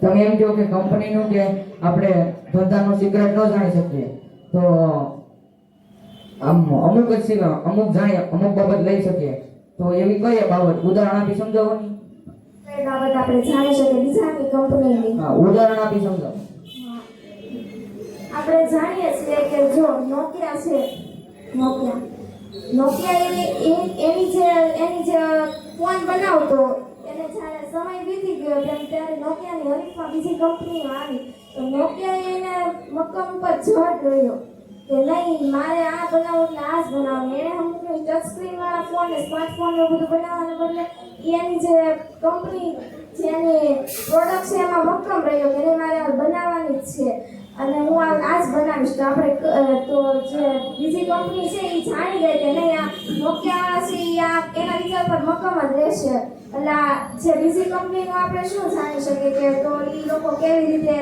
પહેલાં તો આપણે એ લોકો હેન્ડલ કઈ રીતે કરે છે બધું કર્મચારી એના હોય એને કેવી રીતે હેન્ડલ કરે છે પછી એના ઉપરી અધિકારી હોય એને પણ જવાબ તો આપવાના જ હોય ને થોડો એના ઉપરી અધિકારી જે હરીફો છે એને કઈ રીતે હેન્ડલ કરે છે કોઈ ગમે તે કંપની હોય ને એને આપણે સિક્રેટ વાત ન જાણી શકીએ આપણે ખાલી છે ને એની જે મેન વાત હોય ને એ જ જાણી શકીએ આપણે એની રેસીપી હોય એ ન જાણી શકીએ કે તમે કેવી રીતે મોબાઈલ બનાવો છો કેવી રીતે તમે એને જે બનાવો છો ને કેવી શું યુઝ કરો છો એ બધું આપણે ન જાણી શકીએ આપણે એની પાસેથી અમુક વાતો જ એવી હોય કે જે જાણી શકીએ જેમ કે એ લોકો કેવી રીતે હેન્ડલ કરે છે તેનો સ્વભાવ કેવો છે ખર્ચ જો નુકસાનમાં જાય કંપની તો કેવી રીતે ઈ નફામાં પાછી ઊભી કરે છે, એના શેર નીચે રહ્યા જાય તો કેવી રીતે પાછા ઈ નફો કરવા માંગે છે.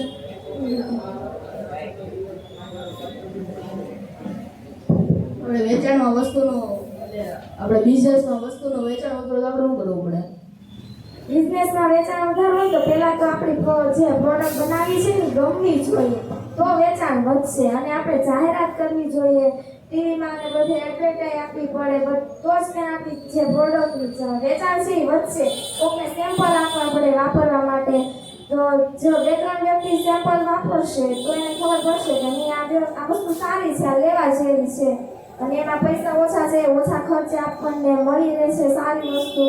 તો વેચાણ વધારવું હોય તો એ વાત તો પહેલાં હોવી જ જોઈએ કે પ્રોડક્ટ કેવી છે અને લોકોને ગમવી જોઈએ, એમાં પછી બીજું કાંઈ નુકસાન કરે એવું ન હોવું જોઈએ.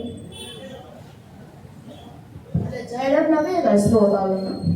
જાહેરાત આપણે ટીવીમાં આપણે તો જાહેરાત કરી શકીએ, પછી આપણે જે સેમ્પલ આપણા સેલ્સમેનોને મોકલી શકીએ સ્થળે સ્થળે, પછી બોલિયા છપાવી શકીએ, બધે જાહેરાત કરી શકીએ છીએ. જાહેરાતના ઘણા બધા માધ્યમ છે, અને આજે તો ઇન્ટરનેટ ટેકનોલોજી વધી ગઈ છે, આપણે ગમે તે રીતે જાહેરાત કરી શકીએ છીએ.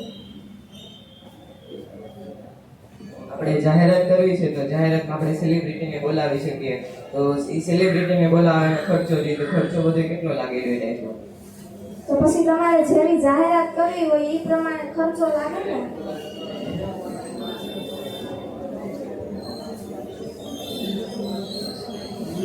આપણે જાહેરાતમાં વસ્તુ હોય પણ ગમી હોય ત્યારે શું કરવું મારે? કોઈને ગમી ન હોય તો તે પહેલા તો આપણે એ વાત જાણવી જોઈએ કે એને શા માટે નથી ગમી, એમાં એ જે ખામી છે ને આપણે સુધારવી પડે. ગમે તે વસ્તુ આપણે બનાવી છે પ્રોડક્ટ અને એને ગમી નથી તો શું કામ નથી ગમી, અને એમાં કંઈ ખામી હશે તો જ એને નહીં ગમી હોય ને, એ ખામીને આપણે જાણવી જોઈએ, સુધારીને પછી ફરીથી એ પ્રોડક્ટ બનાવવી પડે. બીજા કોઈ પ્રશ્ન?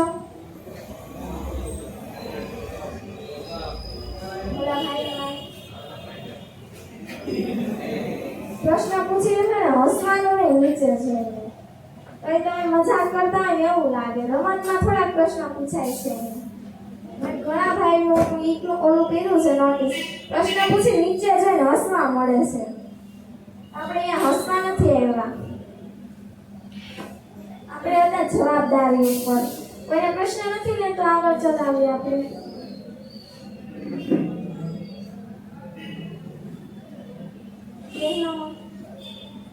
જવાબદારી તો કંપનીનો જે માલિક હોય ને એની માથે સૌથી વધારે જવાબદારી હોય છે, અને નોકરીમાં તો જવાબદારીનું પ્રમાણ ઓછું હોય છે, આપણે આગળ કીધું તેમ. અને જવાબદારી જે એકલો માણસ હેન્ડલ કરતો હોય ને એ બિઝનેસ તરીકે જે બિઝનેસનો મેનેજર હોય એ એકલો હેન્ડલ કરતો હોય તો એને કેટલું બધું પ્લાનિંગ રાખવું પડે કે ખર્ચા કેટલા થયા છે, નુકસાન કેટલું થયું છે, આવક કેટલી મળી છે, એ બધું જવાબ બિઝનેસમાં વધારે હોય. અને એકલો માણસ જે કરતો હોય ને એ ક્યારેક એ તણાવમાં પણ આવી જાય, ને જો એ ત્યારે હારે નહીં ને તો એ આગળ જતા એને છે ને નફો મળે. કેમ કે જો એ જ્યારે બિઝનેસ કરતો હોય ત્યારે શરૂઆતમાં તો એને તો જવાબદારીની તકલીફ પડવાની જ છે, અને પછી જે સક્સેસ થાય છે. બિઝનેસમાં ડાયરેક્ટ આપણને સફળતા ન મળે, નોકરીમાં તો આપણે 2-3 વર્ષ કાઢી આપણું બધું ગમી જાય તો પ્રમોશન આપણને મળી શકે, એમાં આપણે કંઈ વધારે જવાબદારી હોતી નથી. હવે છે જવાબદારીપૂર્વક જિંદગી જીવી એ બિઝનેસમાં વધારે હોય છે, અને નોકરીમાં પણ હોય જ છે, પણ જવાબદારી એટલી બધી નથી હોતી, ઓછી હોય છે.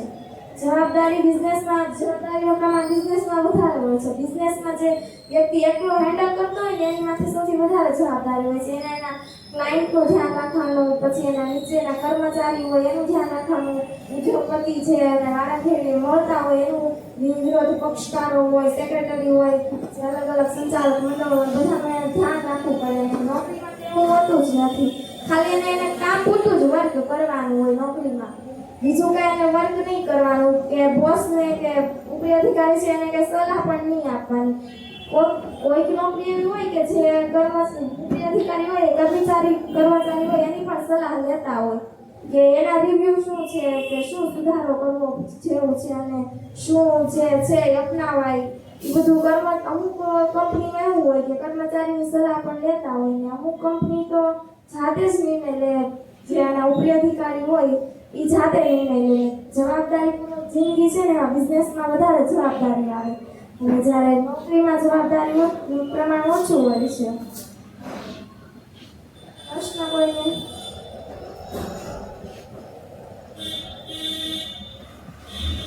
આપણે રોલ નંબર બોલીએ બેસવામાં. બિઝનેસમાં કેવી જવાબદારી આવે?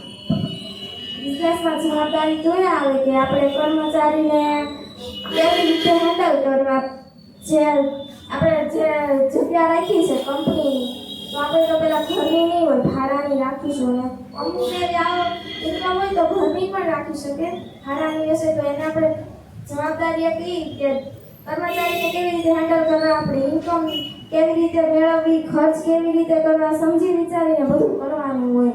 આપણે કંપની માટે યંત્ર છે, સાધનો જોતા છે તો કેટલા પ્રમાણમાં ખરીદવા, કેવા ખરીદવા કે જેમાં આપણને ખર્ચ ઓછો મળે અને આપણે સારી એવી પ્રોડક્ટ બનાવી શકાય એ સાધનોમાં, એવી જવાબદારી હોય છે. પછી આપણે બીજું તો જવાબદારી કંપની અલગ અલગ બિઝનેસ પ્રમાણે જવાબદારી પણ અલગ અલગ હોય છે, પણ મેં કીધું ને ધીરજ એ બંનેમાં એક સમાન હોય છે. જેમ આપણે બિઝનેસ બદલીએ એમ જવાબદારી પણ બદલાતી જાય છે અને જેમ આપણે કંપની નફો કરતી હોય ને, જેમ ઉપરા સ્થળે જઈએ ને તો જવાબદારી વધતી જાય, જેમ જેમ ઉપરી સ્થળે જઈએ ને તો જવાબદારી વધતી જાય છે. બીજા કોઈ પ્રશ્ન?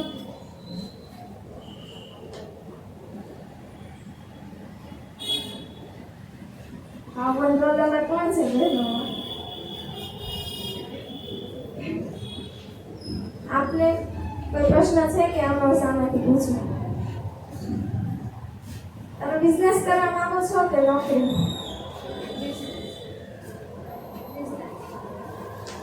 હવે આપણે આ બેન પાસેથી જાણશું કે તે કેવી રીતે બિઝનેસ કરશે. બોલો, બિઝનેસ કેવી રીતે કરશો? પહેલા તો બીજાના જે તમે કીધું કે વિશિષ્ટ આઈડિયા આપણે અપનાવવા, એમાં પણ એની ખામી ગોતીને આપણા અમુક એવા આઈડિયા ઉમેરવા જોઈએ કે જે લોકોને પસંદ આવે અને ઓછા ભાવે સારી એવી ગુણવત્તા આપી શકાય એવી ચીજ વસ્તુનું ઉત્પાદન કરવું જોઈએ. હવે હું 2 રોલ નંબર બોલીશ, ભાઈઓમાંથી ને બહેનોમાંથી. 15 રોલ નંબર કોણ છે?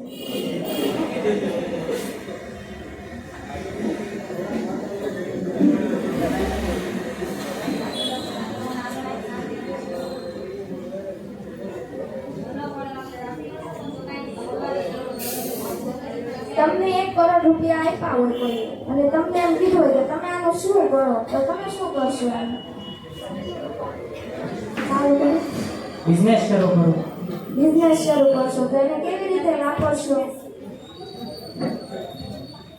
અને એમાંથી કેટલા રૂપિયાનું કર્મચારીને આપશો? 1 કરોડ રૂપિયામાંથી કેટલા પૈસા તમે કંપની સ્થાપવામાં તમે રોકશો? કેવી રીતે કરશો? બધું હેન્ડલ કરવું પડશે, મેનેજમેન્ટ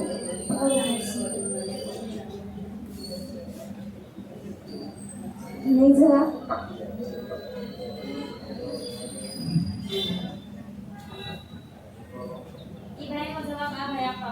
હા, અને 1 કરોડ રૂપિયા તમને આપ્યા હોય, તમે પહેલા સૌપ્રથમ તો 1 કરોડ રૂપિયાને તમે જમીન કે એવું કંઈક રાખો. 20 કે 30 લાખમાં આવી જાય જમીન કે 30 લાખની જમીન હોય તો 20 લાખનું તો આપણે ઇન્ટરનેટ ને એવું બધું કરાવવું પડે. પછી 10 લાખ આપણે મેન્યુફેક્ચરિંગ એ બધાને અલગથી કાઢી લે, એટલે 60 લાખ જેવું તો 40 લાખ હોય ને, 40 લાખ રૂપિયા તમારા સેફ થાય. 40 લાખ રૂપિયા જે સેફ થાય ને, 40 લાખ રૂપિયાને તમારે એ કઈ રીતે 40 લાખના 50 લાખ કે 60 લાખ બને એ આપણે વિચારવું પડે. ઈ વાત બરોબર છે ભાઈની. ભાઈ માટે તાળીઓ. તમને તો કોઈ પેલા પૈસા આપ્યા હોય તો ઈ વાત પેલા તમારે વિચારવા પડે કે એનું લિસ્ટ નોટમાં લખવું પડે કે કેટલા પૈસા હું ક્યાં રોકીશ, એમાંથી હું કેટલા બચાવીશ, કોને કેટલા આપીશ, કર્મચારીનો પગાર કેટલો રાખીશ, ભાડું કેટલું ભરીશ, ખર્ચો કેટલો આવશે, બધું તમારે નક્કી કરવું પડે. પછી જ થાય ને.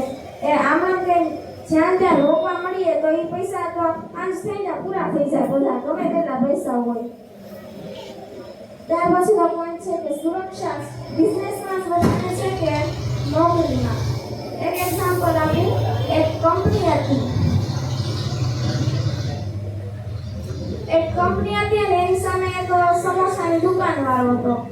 સમોસાની દુકાનવાળો હતો ને એક કંપની હતી જે તો કંપનીનો મેનેજર જે છે એક વાર જે સમોસાની દુકાનવાળો છે ને ત્યાં જઈને કહે છે કે તું તો આ કે આમાં કેટલું કે તારો સમય ને નાણાં શક્તિ ને નાણાંનો વેસ્ટ કરશો કે આની કરતાં તું ક્યાંક નોકરી કરતો હોત તો તને કે સારી એવી ઇન્કમ થતી કે તો ત્યારે ઓલો જે દુકાનનો જે માલિક હોય છે ને એમ કહે છે કે સર તમે જ્યારે આ નોકરીમાં લાગ્યા ને ત્યારે કે તમારો પગાર કે 10,000 હતો અને મારી કે આવક 1,000 રૂપિયાની જ હતી અને ત્યારે હું કે બહાર રોડ ઉપર વેચતો હતો સમોસા કે અને આજે કે 10 વર્ષ પછી કે તમારી આવક કે 50,000 હશે મારી આવક કે મહિને કે 60-70,000 ની છે કે આજે કે મેં મારી દુકાન ખોલી લીધી છે કારણ કે હું મારો ખુદનો ધંધો કરું છું બિઝનેસ કરું છું ને તમારે કે તમારા ઉપરી અધિકારી કે ને એમ ચાલવાનું હોય મારે એમ ન હોય કે મારે કે જે કરવું હોય ને મારે પોતાના જ નિર્ણય હોય ને તમે તમારા જે વારસદાર છે તેને તમારે જો આ નોકરીમાં જોડવા હોય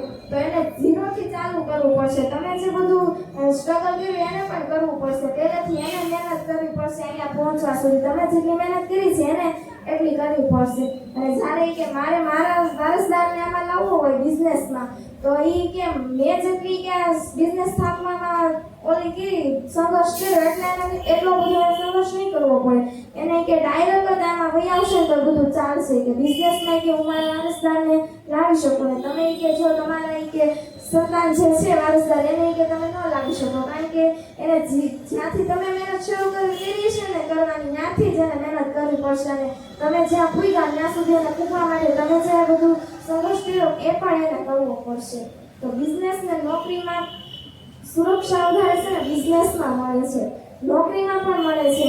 નોકરી એ તમારે પોતાની પૂરતી હોય છે અને બિઝનેસ છે એમાં આપણે જે આપણા સગા સંબંધી છે વારસદાર છે બધાને લાવી શકીએ છીએ. પ્રશ્ન કોઈને આ ટોપિકમાં? સિદ્ધિ પ્રશ્ન પૂછવો છે? સિદ્ધિને માઇક આપો.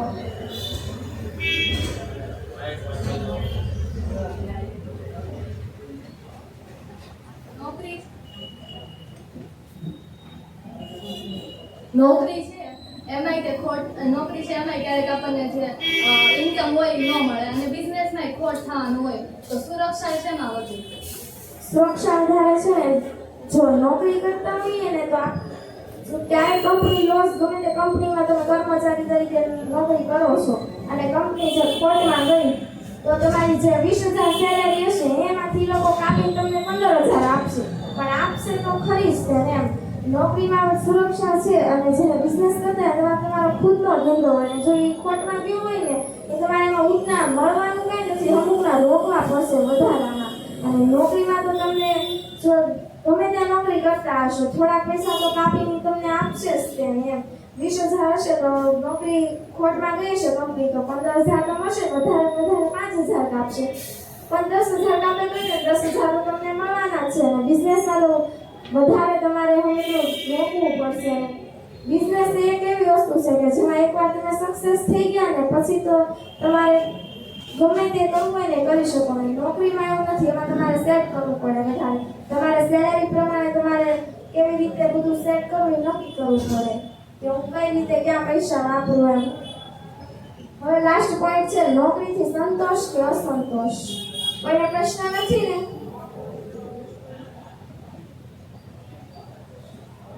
આપણે ચાલો પણ નોકરીમાં હરીફાઈ જરૂરી છે. આ બિઝનેસ કરીએ તો હરીફાઈ જરૂરી છે. હરીફાઈ તો જરૂરી જ છે ને. આપણે ત્યારે બે મિત્રો હોઈએ તો પણ કેટલી હરીફાઈ થાય કે તારે ટેસ્ટમાં કેટલા 20 એવા 25 એવા 29 એવા 30 એવા તો જે આપણે બિઝનેસ કરશું તો આપણા હરીફો તો હશે જ ને. આપણને ખુદ મનમાંથી જ એમ થશે કે ઓલાની પ્રોડક્ટ જો મારા કરતાં સારી છે એટલે એની કંપની કેવી નફામાં જાય છે તો હું એમથી છે ને કંઈક બેસ્ટ કરીશ હું કંઈક નવું કરીશ અને મારી એક કંપની છે ને એમ કરતાં પણ વધારે નફો મળશે. હરીફાઈ તો છે જ દરેક ક્ષેત્રમાં. છેલ્લો પોઈન્ટ છે નોકરીથી સંતોષ કે અસંતોષ. પ્રશ્ન કરો. આપણે જવાબદારી તમે કીધું કે બિઝનેસમાં વારસદારને મળે બિઝનેસ કરવો તો આવે તો ઘણી જગ્યાએ દુકાનો હોય એમાં આપણે વારસદારને નાખવો હોય તો આવીએ કે એમાં સર્ટિફિકેટ માગે બિઝનેસના ઘણીવાર કર્મચારીઓ આવે તો સર્ટિફિકેટ માંગે. જો તમે ગમે તે મેડિકલ ચલાવશો, દુકાન ચલાવશો તો તમારું લાયસન્સ જોઈશે. તો તમે જો નિવૃત્ત થાવ છો તો તમારે જે વારસદારને કે એને જે બિઝનેસનો માલિક બનાવવો છે તો આપણે એના જે જોઈતી કાર્યવાહી તો કરવી જ પડશે ને, કાગળિયાને એવું. કારણ કે ગમે ત્યારે સરકારી માણસો છે ચેકિંગ માટે આવશે તો આપણે એને બતાવવા થાય કે આ ભાઈ નિવૃત્ત થઈ ગયા છે, એની સ્થાન હું આવી ગયો છું. એટલે એ તો જરૂરી છે. તમે હમણાં કીધું કે નોકરીમાં સુરક્ષા છે કે નહીં. આપણે હમણાં જોયું કે 7 આઠની રજા આવશે તો આપણે હીરાવાળાને 10 થી 15 દિવસની રજા આવશે, તેના પગાર કાપશે કે નહીં કાપે એમાં. તો આપણે જે આવક હોય મંથલી એની આવક ઇન્કમમાં ઘટાડો થાય ને થાય ને. જે હીરાવાળા છે એને તો ઇન્કમ જે આપણે કહીએ છીએ કે બાંધા પગારમાં હોય એને ઓલું ન થાય કે લોસ ન થાય. એને નક્કી હોય કે મહિનાનો 20,000 એટલે 20,000 જ પગારની છે. એમાં હીરા ખસે છે એને તો જે 2 દિનની રજા આવે, 3 દિવસની રજા આવે, એને જેટલા હીરા એને બનાવ્યા છે એના પરથી તો તેને પગાર આપશે ને. 2 દિવસ એ નહીં જાય તો હીરા એને નહીં, હીરા એનું કામ છે એ બંધ રહેશે. 2 દિવસ જો એ નહીં જાય હીરા ખસવા તો એનું કામ છે એ બંધ રહેશે. તો બંધ રહેશે તો એટલા જે મહિનાની એની આવક 20,000 હશે તેમાં 2-3 દિવસ નહીં જાય તો જે હીરાને 20,000 મહિનાની આવક છે 30 દિવસ ભર્યા અને રોજના જેટલા હીરા બનાવ્યા એ ઉપરથી થશે. 2 દિવસમાં ન ગયો તો એમાં લોસ જશે. એટલે જે કામ કર્યું છે એની ઉપર છે. જે મેં કીધું સમોસાનો માલિક છે 1 દિવસ એ દુકાન બંધ રાખે ને એને મહિનામાં એને ફરક પડી જાય એની ઇન્કમમાં. કેમ કે જે તમારે કંપની કે ગમે સ્કૂલ હોય એની સામે જે દુકાન કે સ્ટેશનરી હોય ને એની જે દુકાન કે સ્ટેશનરીની આવક છે ને સામેવાળાની જે કંપની કે સ્કૂલ ઉપર હોય છે. એટલે બધા ઉદ્યોગ છે ને એકબીજા સાથે સંકળાયેલા છે. કંપનીવાળાને પણ જાહેર જનતાની જરૂર છે અને જાહેર જનતાને પણ કંપનીની પ્રોડક્ટની જરૂર છે. બંનેને જે જરૂર ભેગી થશે ને તો જ આ ચાલશે. બિઝનેસમાં મિનિમમ કેટલા વ્યક્તિ હારે કરી શકો? બિઝનેસ કેટલા વ્યક્તિ હારે? 2 વ્યક્તિ હારે, 3 વ્યક્તિ હારે, એક હારે બિઝનેસ. અને તમે ભાગીદારમાં પૈસા રોકવાનું છો એમાં તમારે પહેલા તો તમારે કેવડો બિઝનેસ કરવો એ ઉપર હોય. તમે મોટો બિઝનેસ કરવા ઈચ્છો છો તો તમારે મોટો બિઝનેસ કરવા ઈચ્છો તો પૂરતા પૈસા તમારી પાસે નહીં હોય તો બે વ્યક્તિ ભેગા કરશો, ભાગીદાર કરશો તો ભાગીદારથીને પણ જો પૈસા નહીં થઈ શકે એમ હોય તો તમે ત્રીજા વ્યક્તિને બોલશો. તમે જેટલા વ્યક્તિ ઈચ્છો એટલા વ્યક્તિના ભાગીદાર કરી શકો છો અને પછી જે ઇન્કમ આવે એમાંથી ભાગ પડી શકે. બિઝનેસ શરૂ કરવા કેટલા રૂપિયા બિઝનેસ શરૂ કરવા માટે કયા પ્રૂફ લેવા પડે એમ? કેવા પ્રૂફ લેવા પડે?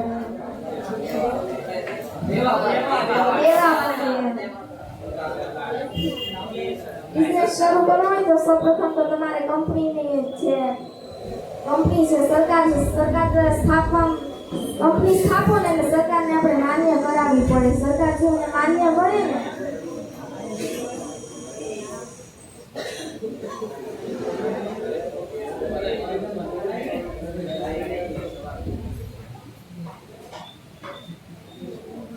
અત્યારે મંદી હાલે છે તો નોકરી કરતા એ લોકોને પગાર કાપી રાખે છે તો એમાં શેઠને ફાયદો થાય નોકરી વાળાને. મંદી આવે છે અને નોકરી કરતા પગાર કાપી નાખે. પણ પગાર ક્યારે કાપે? જ્યારે શેઠને ખોટ જાતી હોય તો એ પગાર કાપે ને એટલે ખોટ તો બંનેને થાય. નફો જ્યારે થાય કંપનીને ત્યારે જે કર્મચારીની સેલેરી વધારી દે કેમ કે એને પણ વધારે ઇન્કમ મળે છે. જ્યારે મંદીનો માહોલ છે અત્યારે તો જે બિઝનેસમેન હશે જે ઉપરી અધિકારી એને પણ ખોટ જાતી હશે એટલે આપણી સેલેરી પણ ઘટાડી શકે. તો ખોટ બંનેને છે, આપણને પણ જાય ને એને પણ જાય. જો તમે ધંધો કરતા હોય તમારી જ્યાં નોકરી કરતા હોય જે એને તમારે 10 દિવસની રજા પડી હોય બધા કારીગરોને તમે રજા આપી દીધી હોય 10 દિવસ માટે તો તમે પગાર નો કાપો અને એને બદલે તમારે જો કારીગર સાચવવા હોય તો તમે થોડો પગાર આપીને એને સાચવી શકો. એ વાત જો આપણી ઉપર હેન્ડલ કરે કે આપણે જો પગાર એને 10 દિવસનો કાપવો કે ન કાપવો. અમુક જે કંપનીના માલિક હોય એ તો કાપી નાખે પગાર 10 દિવસનો, અને અમુક જે છે એ ઓછો કરી દે એમ પગાર. 20,000 પગાર હોય તો 10 દિવસ ન ગયા હોય તો પછી એને એ પ્રમાણે રોજ ઉપર દિવસનો પગાર હોય એ ઉપર કાપીને આપે. ને અમુક છે જે એ હાવ કાપી જ નાખે, જે ન ગયા હોય એ દિવસનો પણ ન આપે. કર્મચારીને પેલા પગાર આપી દીધો હોય પછી આપણે 10 દિવસની મંદી આવી આપણે તો આપણે પગાર પાછો લઈ લેવાય કે ભાઈ રખાય? આપણે તો પેલા આપણે નુકસાન થાય ન લેવું. આપણે તો પેલા કોઈને પગાર તો આપશું જ નહીં, એટલે આપણે એડવાન્સમાં કોઈને આપીએ જ નહીં. મહિનો પૂરો થાય ને પછી 10 દિવસે આપીએ આપણે પગાર. વધારે આપી હે જરૂરી હોય તો એટલે તમે ઉપાડ કહો છો. હા, જરૂરી હોય ને તો આપણે જો એને આપી દીધો પછી મંદી આવી તો મંદી કઈ કાયમ માટે નથી ટકવાની, અને મંદીના માહોલમાં જે આપણે વધારે બીજા કર્મચારી છે એનો પગાર આપણે ઘટાડી દઈશું તો એનો જે આપણી પાસેથી પેલા પૈસા લઈ ગયા થાય એ કર્મચારીને આપણે હા ઓછો જ પગાર આપીએ. જે પેલા લઈ ગયા હતા એ પૈસા એમાં વાળી દેવાના. એટલે એ બધી સ્કિલ આપણામાં હોવી જોઈએ કે આપણે એનું હેન્ડલ કેવી રીતે કરવું. હું કોઈ બિઝનેસ સ્ટાર્ટ કરું છું, મારે એનું લાયસન્સ બનાવવું છે તો એના પ્રૂફ કયા આવે? તમે સવાલ હજી પૂરો નતો કર્યો. એ સવાલ જવાબ આપી જ થાય પ્રશ્ન પૂછી દીધો. હું કહેતી લાયસન્સ બનાવવું હોય ને તો કેવા પ્રૂફ આપવા જોઈએ. તો તમે તો પેલા કેવા પ્રકારનો બિઝનેસ કરો છો ને એ ઉપર હોય કે ધારો કે કંપની સ્થાપું છું કે કોઈ દુકાન સ્થાપું, મેડિકલ સ્થાપું, તો જે મેડિકલનું લાયસન્સ છે જે આપણે ફાર્મસીમાં આપણે બનાવવું પડે, અને જે એ લાયસન્સ છે ને જે ભણેલો વ્યક્તિ હોય ને ફાર્મસીમાં એને જ મળે. કોઈ બીજો વ્યક્તિ મેડિકલ ન ચલાવી શકે. અને ચલાવવું હોય ને તો જે મેડિકલ જેનું હોય એનું ત્યાં લાયસન્સ ઉપર તે ચલાવી શકે. ખુદનું લાયસન્સ ન કઢાવી શકે. ભણેલા વ્યક્તિને લાયસન્સ ચલાવવું પડે. અને આપણે કેવી કંપની સ્થાપી, કેવા બિઝનેસ કરવો એની ઉપર આધાર રાખે કે લાયસન્સ માટે કેવા પ્રૂફ જોઈએ.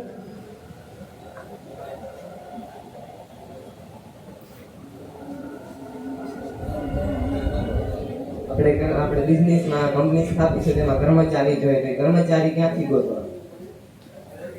કર્મચારી આપણે ગમે ત્યાંથી ગોતી શકીએ.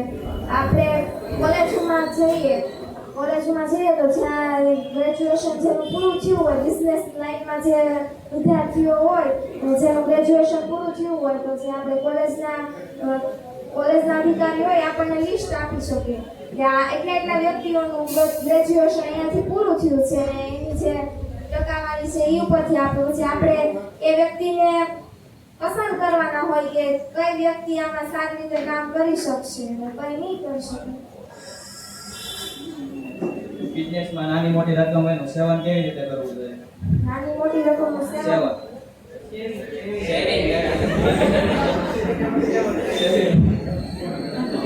નાની મોટી રકમનું સેવિંગ કેવી રીતે કરવું જોઈએ? પેલા તો આપણે જે નફામાં કંપની જતી હોય ને કઈ સેવિંગ કરી શકીએ. જ્યારે ખોટમાં જતી હોય ને એ સેવિંગ ન થાય ત્યારે આપણે જે સેવિંગ કરેલા હોય ને એ આપવા પડે. સેવિંગ કરીએ તો આપણે જે કેવી કે મિલકત લઈ શકીએ.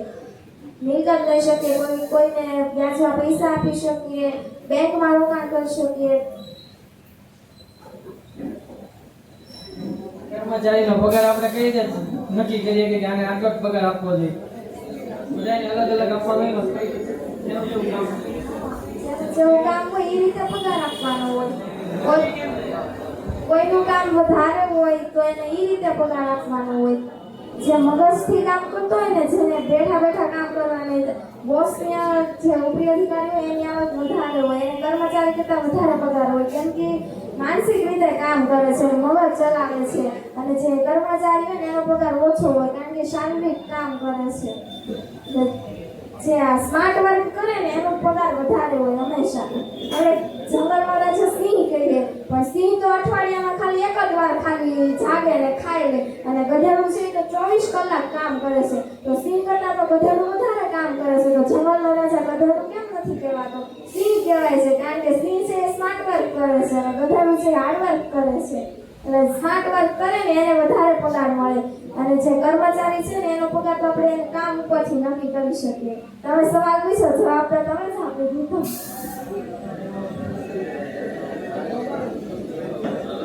હવે આપણે છેલ્લા પોઈન્ટ ઉપર જઈએ. તમે કીધું કે બિઝનેસમાં સ્માર્ટ વર્ક જરૂરી છે. ખાલી બિઝનેસમાં સ્માર્ટ વર્ક જ થોડું જરૂરી છે, હાર્ડ વર્ક પણ કરવું કરે ને. કારણ કે શરૂઆતમાં જો તમે હાર્ડ વર્ક જ નહીં કરો, ખાલી સ્માર્ટ વર્ક કરો, ખાલી બેઠા રહીને કામ કરશો તો તમારે કાંઈ કામ નથી. પણ બંને કામ જરૂરી છે, પણ સ્માર્ટ વર્ક કરવું ને એ સ્માર્ટ વર્કથી છે ને આપણે વધારે નફો કમાઈ શકીએ. શરૂઆતમાં તો ગમે તે બિઝનેસ શરૂ કરો, હાર્ડ વર્ક તો ગમે તેમાં કરવું જ પડે. હાર્ડ વર્ક ને સ્માર્ટ વર્ક એ બંને જરૂરી છે, પણ જે સ્માર્ટ વર્કથી વધારે કામ કરવાનું છે, જે બની શકે ને એટલું હાર્ડ વર્ક ઓછું કરવાનું છે. આપણે કોઈ બિઝનેસ કરવી તો થોડાક સમય બાદ એમાં નફા અને નુકસાન બંનેનો આંકડો આવે તો બિઝનેસમાં કરવું છે. બંનેનો આંકડો સમાન આવે તો પછી 1 વર્ષ 2 વર્ષ હજી આપણે આગળ બિઝનેસ કરવાનો, આગળ જેમ જો આગળ બિઝનેસ ચલાવીએ પછી આપણને આપણે વાર્ષિક હિસાબ મેળવીએ કે હવે નુકસાન કેટલું થયું છે, ખોટ કેટલી જાય છે, અને નુકસાન જો વધારે થયું હોય તો શા માટે નુકસાન થયું છે, શેના કારણે નુકસાન થયું છે, એ બધું આપણે જાણવાનું કે કઈ ખામીથી નુકસાન થયું છે, અને આવક શા માટે ઓછી થઈ છે, અને આવક વધારે થઈ છે તો જે આપણે પ્રોડક્ટ છે એ વધારે તો આપણે બિઝનેસ આગળ ચાલુ જ રાખવાના છીએ ને. આવક વધારે થાય તો નુકસાન ને આવકનો આંકડો સમાન આવે તો પછી આપણે 1-2 વર્ષ આગળ ચાલવું પડે કે હવે શું થાય છે આગળ ચાલો. હવે કોઈને પ્રશ્ન?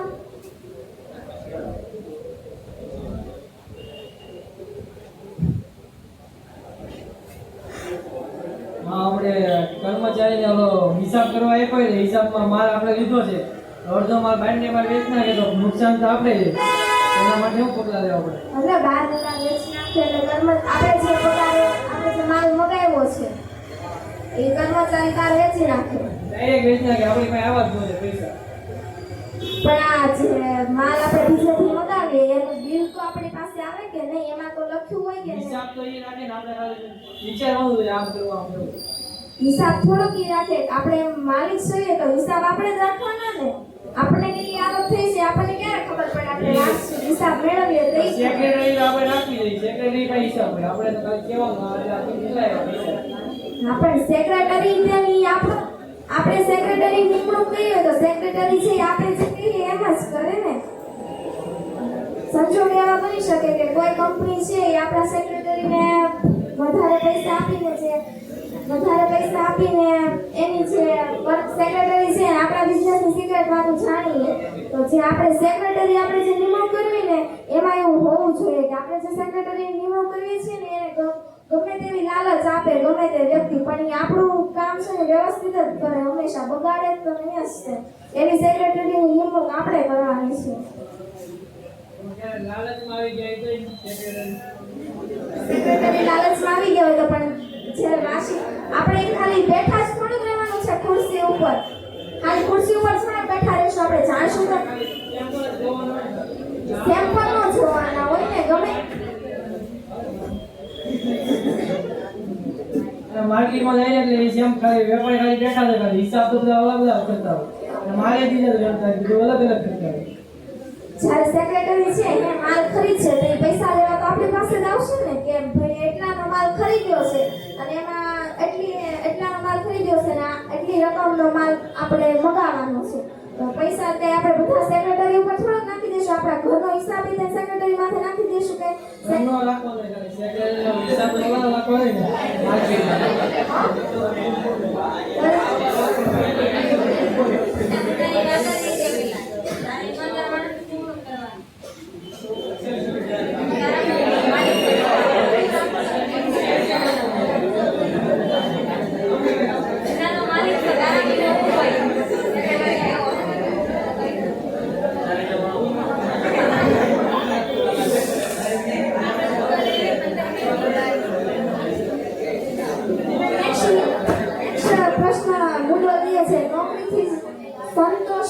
અસંતોષ. 80% જે વ્યક્તિ છે ને નોકરીથી અસંતોષ થાય છે અને પોતાની નોકરી ગમતી નથી. તેના કારણો અને પરિબળોમાં એક જતીન સરના પ્રશ્ન છે. જતીન સર.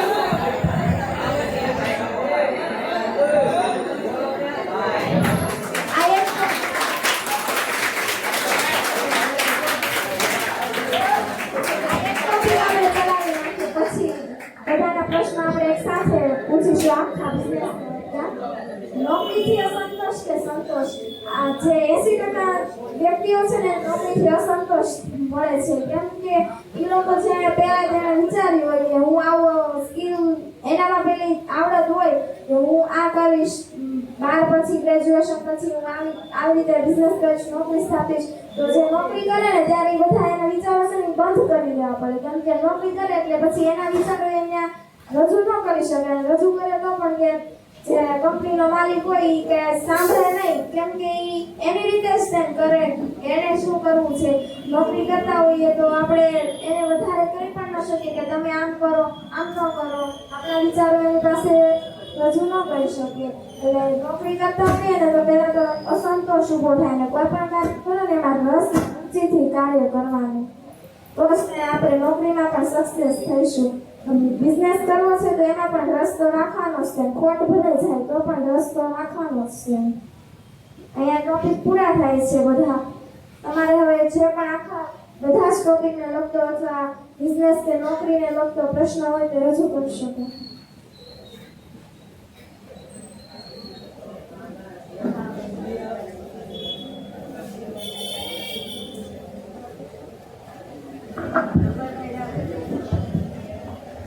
બિઝનેસ કરતા હોય એમાં મહિને ધારો કે 5 લાખનો નફો થતો હોય, એમાં મારે 3 લાખ ઘર વપરાશ કે જરૂરી બયા જતા હોય, 2 લાખ વધતા હોય ખર્ચ કરતા, તો એ 2 લાખનું એવી જગ્યાએ રોકાણ કઈ જગ્યાએ રોકાણ કરી શકું જેથી મને સાંજે સૂતો હોય ત્યારે પણ નફો કે વળતર મળતું રહે. કારણ કે વોરન બફેટે કીધું છે જ્યાં લગી તમે સૂતા હો ત્યારે પણ તમને જો વળતર નથી મળતું તમે આખી જિંદગી કામ કરશો, અને સૂતા હશો ત્યારે વળતર મળતું હશે ને થોડીક જિંદગી વાણે બાકી રહે તો તમે નિરાતે જીવી શકશો. એટલે કઈ જગ્યાએ આપણે રોકાણ કરી શકીએ 2 લાખનું? 2 લાખનું રોકાણ આપણે કેવી જગ્યાએ કરી શકીએ? પહેલા તો આપણે જે ધંધો કરતા હોય એમાં રોકી શકીએ. કેમ કે જો આપણે જે ધંધો કરીએ છીએ એમાં 2 લાખ રૂપિયા રોકશું અને જે કંપની છે એમાં અમુક વસ્તુઓની જરૂર હશે, અછત હશે, એમાં 2 લાખ રૂપિયા જે નાખીને વળી કંપનીને પૂરી કરશું એની જરૂરિયાત. પ્રોડક્ટ છે એની વધારે સારી બનશે, વધારે પ્રમાણમાં ઉત્પાદન થશે, તો તમે તો રાત્રે સૂતા હશો તો પણ જે પ્રોડક્ટ છે એ બનતી જ રહેશે ને દિવસ રાત, ને વેચાણ પણ એનું ચાલુ જ રહેશે. અને જ્યારે વધુ પ્રમાણમાં ઉત્પાદન વધશે તો ઉત્પાદન વધે તો લોકોને વધારે પ્રમાણમાં મળી શકે, એટલે નફો પણ વધારે થવાનો. અને બીજી પણ એવી ઘણી બધી જગ્યા છે કે ત્યાં તમે રોકાણ કરી શકો છો. બેંકમાં જે બચત ખાતું એવું બધું ખોલાવીને વ્યાજ તમને મળી શકે છે. બીજા કોઈને પ્રશ્ન?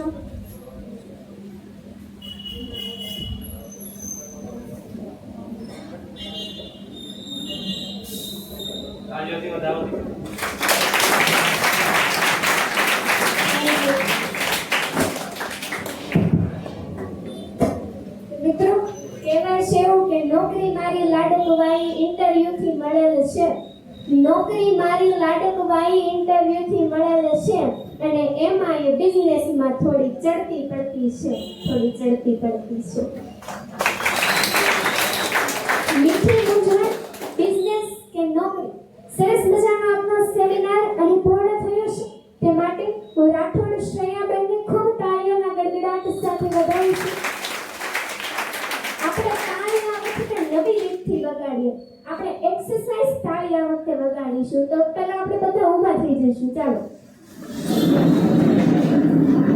એક્સરસાઇઝ તાળીમાં એવું છે કે હું 1 કહું ત્યારે 2 તાળી પાડવાની, 2 કહું ત્યારે 3 તાળી પાડવાની અને 3 કહું ને ત્યારે 1 તાળી નહીં પાડવાની. સમજાઈ ગયું ને બધાને? 1 કહું ત્યારે 2 તાળી, 2 કહું ત્યારે 3 તાળી અને 3 કહું ને ત્યારે તાળી જ નથી પાડવાની. શરૂ છો? તૈયાર છો બધા? જોરથી એકવાર હા બોલો તો ખબર પડી જાય. ચાલો 2 3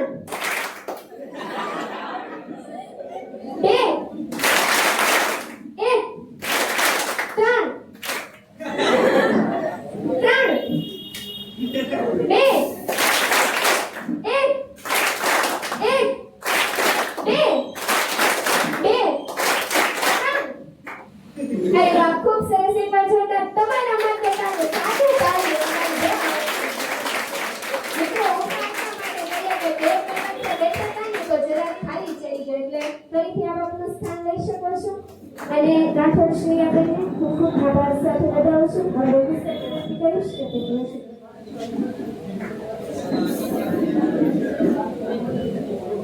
જય શ્રી કૃષ્ણ. આવો માહોલ તો મારે ભાગે ક્યારેક મળે છે. વરસાદ આવતો હોય, પતરા નીચે બેઠા હોય અને એ પણ વ્યક્તિઓ છે ધંધા વિશે નોકરી વિશે સમજતા હોય. બહુ એક સિમ્પલ બાબત છે, તેને બહુ સારું સમજાયું કે ભાઈ નોકરી કરવી જોઈએ કે ધંધો કરવો જોઈએ. બહુ એક સ્પષ્ટ બાબત છે, નોકરી અને ધંધામાં ડિફરન્સ છે. પહેલી બાબત છે ગુજરાતી છે, ગુજરાતીને હંમેશા કેવી ઈચ્છા હોય ધંધો કરે. કારણ કે ગુજરાતીના લોહીમાં ધંધો છે. નાનો તો નાનો પણ શું કરે? ધંધો કરે. ધંધા અને નોકરીમાં સ્પષ્ટ ડિફરન્સ છે. ધારો કે કોઈ એક વ્યક્તિ ધંધો કરે છે, ઘણી છે 0 રૂપિયાથી સ્ટાર્ટ કર્યું, ધીમે ધીમે ઇન્વેસ્ટમેન્ટ કરીને પોતાના લાઈફના પ્રાપ્ત કરે તો ઓટોમેટિક મને માન સન્માન મળશે ને બહુ માન સન્માન મળશે. આને મનમાં ઠાણી લીધું કોઈ પણ સંજોગોમાં મારે શું બનવું છે? આઈપીએસ બનવું. એ ઉંમરથી એને વાંચવાની શરૂઆત કરી દીધી કે સપના જોયું કે જ્યારે પૂરું થાય પણ આઈપીએસ જ બનવું છે.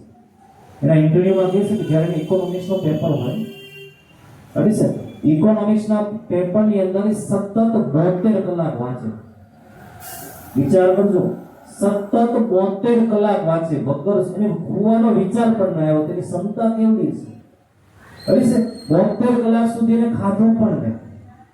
હવે ઇકોનોમિક્સના પેપરની સતત 72 કલાક સુધી વાંચ્યું, ઇકોનોમિક્સના પેપર ખાધું પણ નહીં. જોશે એ ખાવા બેઠું છે કે ઉલટી થઈ ગઈ, કારણ કે એટલા સમયની અંદર આ તો કેવું થઈ ગયું? સંકોચાઈ ગયું. તો વિચાર કરજો, માણસ પોતાના ધ્યેય પ્રત્યે કેટલો કટિબદ્ધ હોઈ શકે છે. માણસ પોતાના એનું ધ્યેય પ્રાપ્ત કરવા માટે એટલું એને વાંચન કર્યું કે વિચાર કરજો કે 72 કલાક પસાર કર્યા. અને આપણે શું કરીએ બેટા? વાંચવા બેહીને માત્ર 5 થી 7, 10 મિનિટ, 15 મિનિટ, બહુ તો કલાકની અંદર આપણા માઇન્ડની અંદર ડિસ્ટ્રેક્ટ કરતો મેસેજ આવે, માત્ર 15 સેકન્ડ જ રહે. ગમે ત્યારે આપણે વાંચવા બેસતા હોય, કોઈ પણ વસ્તુનું કાર્ય, સારું કાર્ય કરતા હોય, રેડી છે એ કાર્ય તમે કરતા હોય ને તો એક મેસેજ આવે આપણા અંતર્મનમાંથી જે 15 સેકન્ડનો વિચાર હોય. કેટલા સેકન્ડનો? 15. અને 15 સેકન્ડના વિચારને જો તમારા માઇન્ડ ઉપર તમે હાવી થવા દો ને તો એ વર્ક તમે શું કરશો? મૂકી દો. રાઈટ છે. પણ જો એ 15 સેકન્ડના નેગેટિવ વિચાર ઉપર બધા તમે જો હાવી થઈ ગયા કે જાને વાંચવાનું તો થાય જ છે તો જિંદગી તમે જીતી ગયા, સમજી લેજો. તો કમસે કમ આપણે કોઈ પણ કાર્ય કરતા હોય, ધંધો કરતા હોય, બિઝનેસ કરતા હોય, નોકરી કરતા હોય, જે કંઈ કાર્ય કરતા હોય એની અને આપણા મનને ડિસ્ટ્રેક્ટ કરતો નેગેટિવ વિચાર આટલો પણ આવે ને એની ઉપર તમે હાવી થઈ જાઓ ને તો તમને સક્સેસ મળે. આ સિમ્પલ વસ્તુ કહેવાય. મેં એક આદત પાડી કે ભાઈ દરરોજ 5 પેજ પુસ્તકના વાંચીને સુવા. આ નિયમ છે, રાઈટ છે. તો ઘણી વાર તો એવું થાય ને જેથી મારી પાસે બાજુમાં જ મોબાઈલ પડ્યો હોય